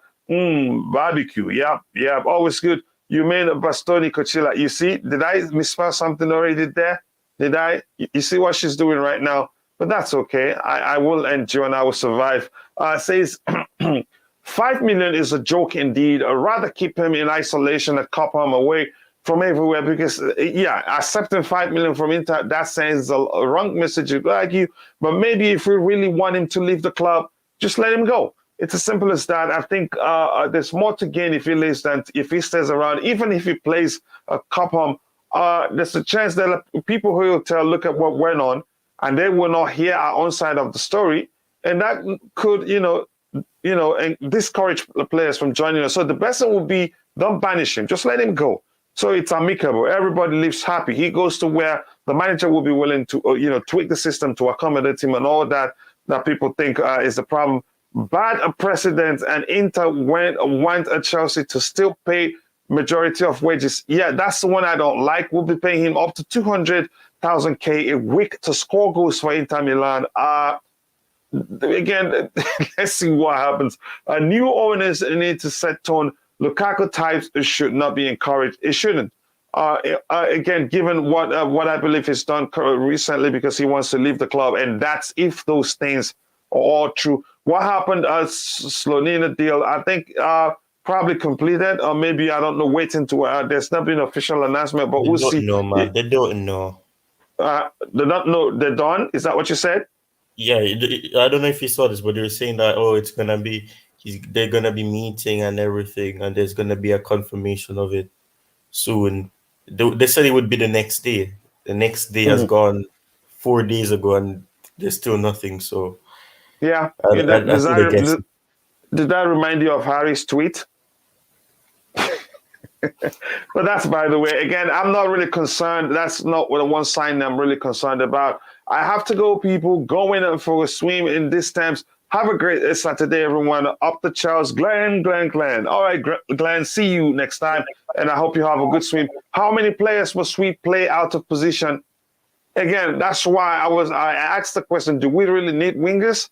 And that question is based on, the question is this, the manager says he's going to continue playing the same system, but there's no guarantee that will happen. Like I said before, he may well just doesn't want to show all his cards, but that's what, by the way, Barca. You get what True Blue did there. He doesn't want Jose Viola to come in at him, trying to correct him. Barca currently operates on minus 144 million, the only club on a minus La Liga cap. Making 500 million means 144 million is scrubbed off instantly. They also have to pay part of the debt, 1.35 billion, 1.35 billion. So again, we must consider that. And again, I'm not sure how to analyze that mathematics there. Later, Glenn says maybe force Lukaku to play center back. Okay, Chelsea, the Kingslayer. Maybe that, he already wants to leave. If you play him in that position, he probably punches the manager in the face. The pool for Barca goes back longer than the Messi pool. Yep, that's the truth. Another factor to top players, again, to attract players or top players, La Liga, no tax in Spain. Oh, I see. Dylan, Jake, current is now, but again, the pool goes back a very long way. Okay, yep. Ronaldinho, all those players, again, they're all, if Inter could just swap Skriniar for Lukaku and call it even, that would be great, but it's never going to happen. It's way too complicated. I don't understand how teams like Real Madrid are able to comply with financial fair play rules. Maybe somebody like True Blue in the chat can help us. I don't understand either how they're able to do that after all the things we're hearing. They don't comply. They don't comply. They are just skating the law. And I think they're still at odds with UEFA regarding the Super League. Again, that's, by the way, Chelsea preseason tickets now available in the US. And ask me if I bought it. I haven't, but well, anyway. And I think they're playing in my state. Yeah, I heard they played 2 games in Las Vegas. I hope it's 2 games or 3 games. I'm not sure. But I'll try and make it. Chinedu, Nevada, so to speak. Yep, but specifically, that's where the stadium is Las Vegas. Chinedu, Obiagom, Chelsea preseason tickets. Okay, you saying that. Okay, looks like you live in the US. That's how you know. Let me know. Like all rumors, they never have dates. That's the truth. Oh, my goodness. How did I forget? They are royalty even when broke. Hence, they pull. That's just the truth. Chelsea should concentrate on the midfield and the vacuum left by Rudiger. I know Broya would do better if given the opportunity and courage to succeed. Here's the question, the question you want to ask yourself. Is Broya a hybrid striker? Is he able to fulfill, play what you can call, is he able to participate in the play? Again, how does he differ from Romelu Lukaku? That would tell you whether Thomas Tuchel will play him. As if what thought, he'd do. But that's, by the way, pre-season Premier League, pre-Premier League young players and Europe didn't even look at English clubs. Chelsea versus Arsenal in my city next month. What city? Can you name it specifically? Zach, back to skin. What city is that? Let me know, and I want to know. I'm not sure what games they play in Las Vegas, but I'll find out. I haven't looked at it. Now, coming back to the panel, anybody on the panel has any update for us? And at this point, if you have any question and you are in the chat, please shoot it. We'll try to address it. We have just a few minutes to round up. But if anybody on the panel has an update for us, do let me know. Okay, in Orlando. Oh, that's good. Anybody on the panel with anything to say? No, nothing. Oh, okay. Louisa, any update from us for us from the women's area? Oh yeah, we've not really done anything apart from the 2 signings we already had, but we're being linked to a player from Lyon, which we don't know how that's going to go yet because the player already they have Champions League experience, and we're looking at it as if it might be a pipe dream, but at the same time we're seeing some signs which indicate towards the player actually coming here. So and they play in the midfield, so that would actually be big reinforcement for us. Yes. I want to ask you, what are your expectations for the women's team the coming season? Do you think they'd win it this time? I know the last time we talked about it, your response was that we'll sign players with Champions League experience. I can't say their name. What are the 2 players again? Both of them defenders? Eve Pireset and Kadicha Buchanan. Both defenders? Yeah, they are both defenders. One is like right back and the other is a center back. So what are your expectations come next the coming season for the women? Do you think they'd win it this time? Because I didn't watch much of their games, but I tried to watch the Champions League final against Barcelona, and boy, did I regret it. Go ahead.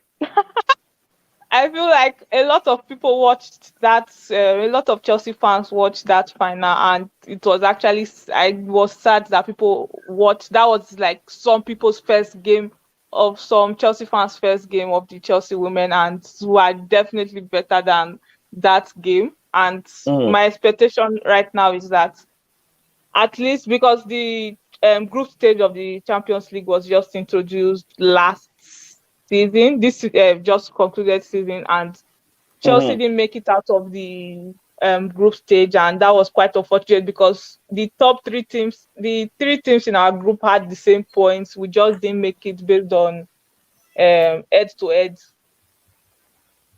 Yeah. So that and that was quite unfortunate. So my expectation this season is that let's at least get into the quarterfinals. Then we'll play it by ear from there. But we're definitely, as it stands, I really don't want to make any very bold claim, but I feel like we should.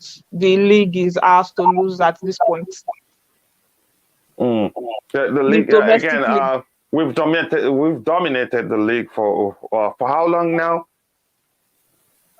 We've done for the last 5 years. We've won it 4 times, and we've won it 3 times in a row. Yeah. Again, I look forward to more update from you to educate us on what's going on with the women's team. I sincerely do appreciate that update from you, and hopefully they Emma Hayes gets all the players she wants, because I really want them to win the Champions League, the next edition of the Champions League, because that will cap her achievement. That will be the icing on the cake in terms of when you talk about her achievements with the women's team. Again, she's such a good coach. She's done quite well, and I hope she stays on. But I think she will, because there's been offered. I heard there was an offer for him to coach a men's team in the championship, and she rejected it. She stayed. She wanted to stay there. Emma has had more than five like offers to coach men teams, but I don't think I've seen anyone in the champions at the champions level yet. Just usually third division. Birmingham, okay, go ahead. Okay, go so ahead, Louisa. Most times it's just rumors with no sub, but I think like 2 have been actually confirmed that they were going in for her. Most times it's just when there's a team that is missing a coach, they usually just link her to it because she's that good. And I feel like if she does leave this job, it's probably going to be for a national team job, either with the England men or the England women. Yeah, and again, I urge you guys to look out. Louisa will be hosting her own shows on Chelsea Perspective soon. But she needs just more time to get acquainted with how things are done. And I think she's good. Her knowledge of the game, I do admire and respect that quite a lot. She understands. She knows her stuff, if you want to phrase it that way. Some people will say she knows her onions. That's one phrase I hate, but I'm just going to say it anyway. Again, I'm going to catch up with the chat, come back to the panel to round off. Well, yeah, she knows her onions. Yeah, it's a language. It's a phrase people use when you know your stuff. I think it's. Am I right, Louisa? Isn't that as something I say you know your stuff? You are right. Exactly. So I've heard that. Maybe it's very common in Nigeria because I grew up there and I know that phrase. So I'll come back to the panel to round up. Let me try and catch up here. Just for you all of the Queen of the House says, first and foremost, Broya moves from a spot, whereas Lukaku doesn't. He's more mobile. Yep. His runs are more dynamic. And he's still young, so there's a chance Thomas Tuchel can mold him into that, his ideal striker, if you want to phrase it that way. And with that, before I continue reading, I want to say thank you for 129 likes. That's not easy. You guys are absolute legends. I can't thank you enough. And also thank you for 3,011 subscribers. I cannot thank you enough. We're here today because of you guys, not just all about me. To everybody on the panel, and again, don't forget to go check out Thai Talks YouTube channel. Again, follow Louisa on Twitter. Follow Bobby on Twitter. Follow Thai on Twitter. But more importantly, go check out his YouTube channel and be sure to subscribe. I will provide the link to his channel in the subscribers. 127 subscribers. That's great. You see how fast you're growing. 227. Yeah, he's growing really quick. And I'll make sure to provide Louisa's information also in the comment section, and Bobby's too. Again, I think I've written something already about Bobby that I'm going to find and add. So if you haven't, please make sure to go check out Thai Talks YouTube channel. Great content. He knows football very well. My brother here says, Omorphan sorry, man says, big up Kachila, big up House, big ups to you too, brother. Nice to see you. I hope you're well. And Zach Batu says, Arsenal play Orlando City here. Also, I so hope Arsenal manage to bottle that match somehow. I know how that feels because you don't want to get a chance to see your team play, and then they lose. Again, I think, did we lose to Real Madrid to that game I went to in New York, between New York and New Jersey? I don't remember the result, but I think it wasn't a bad game. Or did they beat us on penalties? I think. I don't remember what happened. But on that day, German Blackman got an opportunity, was on that Jose Mourinho. I don't remember the result anyway, but that's by the way. Lee says that Lucas Bagastone going on loan to Petersburg. I don't know the kid. I think that's why probably we need another host who knows the academy very well. That will go a long way for us. CBs really should be our priority, says Burger King Yummy. That name, I've told you before, I really do like that name. Now, Antonio Okonkwo Okafor Okonkwo, my brother, nice to see you here. Obviously, you are a Nigerian. He says, hey, Sports are signing Osimhen. And if I cry, are they really doing that? I don't think Daniel Levy will pay anything enough of 100 million for Osimhen because Napoli paid 80 million plus for him. So which means, Napoli owner, he doesn't do business where he doesn't make a profit. Again, I don't think they'd sign him. You will say I am trying to get my kids married. He knew already. I think you've heard me speak about that before. Please tell me the striker better than Osimhen in Italy. I think he's up there. He's right up there. But we're not going to go for him. I don't see that happening. If we do, I'd be surprised because he's a traditional striker too. Again, that's another argument for another day. But thank you very much for that comment there. Good day. I hope you're all well. I am feeling sick. No signing for Chelsea. Again, Arthur Lowe, just calm down. Believe me, we will be all right. Remember, I told you that, there are reasons for me to not feel the way I'm feeling, but still, I'm confident something is being done behind the scenes and we will be all good. Peace of the Chelsea the Kingslayer. See you again, brother. Thank you very much. If we are to give Broya a chance, should we then sign a striker? No, I don't think we should even sign a striker now. I think we should just bring him back. If we need anybody, let that person be a hybrid striker because I'd argue to tomorrow, if you sign a traditional striker, we'll still, have the same problem as Lukaku. I think Richarlison will make most sense, even if we're giving Broya a chance because he can play as a striker or on the wings. That's the truth. But one thing I like about him the most is his fighting. He fights. You get 100% plus whenever he's on the pitch. Do I like him overall as a player? I don't want to watch that movie of Richarlison saying, will he find it back of the net tonight?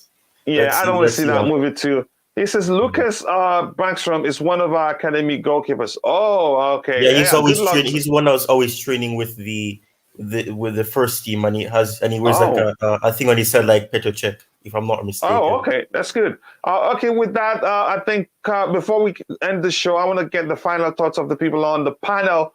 But again, we have 130 likes. That's not easy. Thank you, and thank you again for all the people that have liked the video. If you haven't, please take a second to like it. And like I've told you, I'd rather you like the video than you donate to the channel. Believe me, and I sincerely do mean that. So thank you. It's not easy. I appreciate all the support.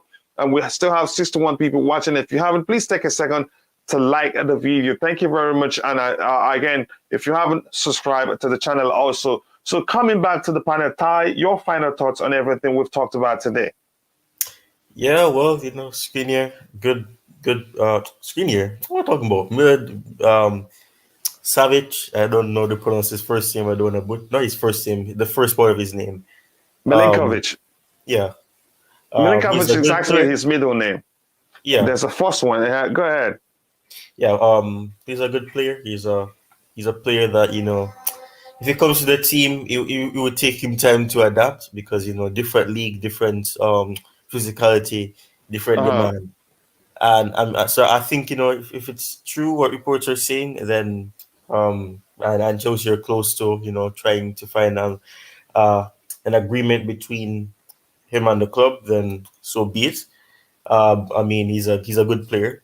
Rabiot, I think he should stay far away from the club because we don't need that big ego or that disciplinary issue at the club anymore. We don't need it because I mean it can quite easily slip into player power issues. And, and even though he hasn't had anything to really prove why he believes he's as high as he is. I think it's important that you back the manager, and the manager has said previously that he's had issues with him in the past, so that's already a red flag. And who's the other player again? I forgot his name. The other player we talked about? Yeah. Skriniar. Yeah, Skriniar. Oh, so I could have spoken about Skriniar. I don't know. Anyways, with him, he's a good player. I know he's always been what's the terminology to use? Second fiddle. He hasn't always been the one that's chosen. If the other choices are available, then he's second best for them, and he's what you call it, second to them. So I know that at the club we're looking to find players who we're not relying on certain players. So if they don't play, we don't drop off on quality. So if he comes in, he's a good defender. I think people use the narrative that because he doesn't play a lot of games, he's not good. But that's not true. It's just that with him being the age he is, and with the fact that you have quality players like Bastoni there, and you have your other players there, it does cause a challenge for him to really be chosen. But he's a good player, and I mean, if the price is right, like the TV show, then you pay the money. You gotta get it. Yeah. Yeah. But it's a good stream. Great stream. And again, before I go to Bobby, I want to get the thoughts of my co-host, Louisa. Louisa, your thoughts on everything we've talked about today? Yeah, like what has happened so far, it seems moving forward in terms of deal, and what it's looking like to me, a good deal is kind of making some other things to be on the back burner. And I heard we're releasing our new kit on Monday, so I feel like that is also delaying some player announcements. So that might be where we are at right now. Things are definitely progressing, and we should all just chill and relax, because at the end of the day, we are all Chelsea fans. Even if they end up fielding a starting 11 of entirely academic graduates or U18 players, we're all still going to watch them. We're going to complain about it, but we'll still watch Chelsea by the time next season rolls around. So we should just keep calm. The coach definitely wants to win. I don't think anybody goes into a new season with the intention of, I'm not going to compete. I'm just going there to just put players on the pitch.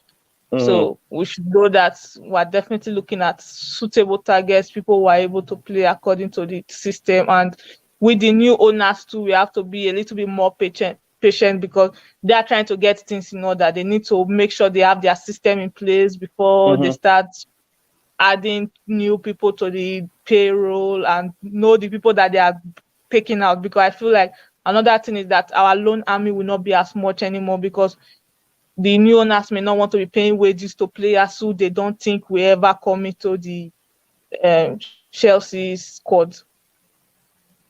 Yeah, thank you very much. Again, says Milinkovic Savic is the physicality. We need him to deal with the likes of Haaland, Nunes. Yeah, he's actually very physical, even though he doesn't look it. Time for me to go. The steaks are going on the barbecue. Great show. Yeah, you made me hungry before you leave. Thank you very much for that. But that's, by the way, I want to say the poll we have here has, I think somebody else just added to it, where we asked which of these players should Chelsea sign.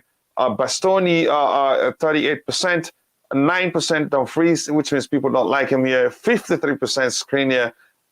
Again, that's how people feel. And with that, I want to ask you, thank you for 132 likes. If you haven't, please take a second to like the video and also do subscribe to the channel. Thank you. Thank you again for 3,000 subscribers. So, Ty, your thoughts? Okay, you've talked. Bobby, so wrap up the show for us. Your thoughts on everything we've talked about. Yeah, I mean, I don't want to be too repetitive. I think, in slight opposition to what Louisa said, I have seen the days where success tanked. I've seen the days where Chelsea had to go into relegation, and it happened twice. And I can assure you that it affects Gates. You know, there were times when, in the bad days, Chelsea would have between 5 to 10,000 people at the stadium. This is a club that in the early 1900s, when it was founded, upwards, you're talking 80 to 100,000 people will fill that stadium. And in the late 60s, early 70s, you're talking at least 50,000. So it does affect, and not everybody will watch you when you're not successful. But having said that, I think the new owners have to be very, very aware of that. Part of their model has got to be the new stadium, because the new stadium means bigger gates. Bigger gates means more revenue, and all that can only come from success. And that's why, with all my skepticism at the moment, I believe they simply have to do deals. They're going to have to bring in at least two, um, uh, uh, you know, exceptional players to add to that team, certainly in the defensive areas and midfield areas, probably even attack to increase the numbers. They will do something. It's a matter of when and not if. So I just thought I'll put that out there rather than be the one that keeps pulling people down, making them feel unhappy. It is, I really believe it is going to happen. Although I have said, you know, it isn't happening, and it isn't at the moment, but they've got to do it. It's got to be part of their business model. And on another note, I want to talk to you American Chelsea fans, because, Coach, I do remember that game against Real Madrid in New York with Where Black Mourinho. Man started between the sticks. Yeah, they tanked us 3-1. And Oh, it and was just Hazard scored, right? it was just a friendly. But, you know, American fans, there's a lot of you now. You also have supporters clubs, groups. I know there's a big Chelsea supporters club in New York, Chicago, LA. So please, Chelsea are coming back to America for friendlies. Show your presence. We should And you think I'm feel going the to be at the noise. stadium in Las Vegas? Pardon? Do you think I'm going to be in the stadium in Las Vegas when they come? I don't know where you'll be. I think you said you're going to watch at least one of the games, and I'll encourage you to do that if you can. But, Yeah. you know, make some You don't noise. need to. Go You there. don't need to encourage me. But go ahead, say what you're saying, brother. Yeah, you know, go there with some friends. Let's feel your presence. Let the club feel you. Because I remember that day, the reason why Real Madrid, you know, there's a lot of sort of Latin people in America. They know about Madrid. They know about all the Spanish sort of speaking areas of the world. And they dwarfed us that day. So I don't ever want to see that again. That was a fantastic day. I think there was close to 100,000 people in that stadium that day.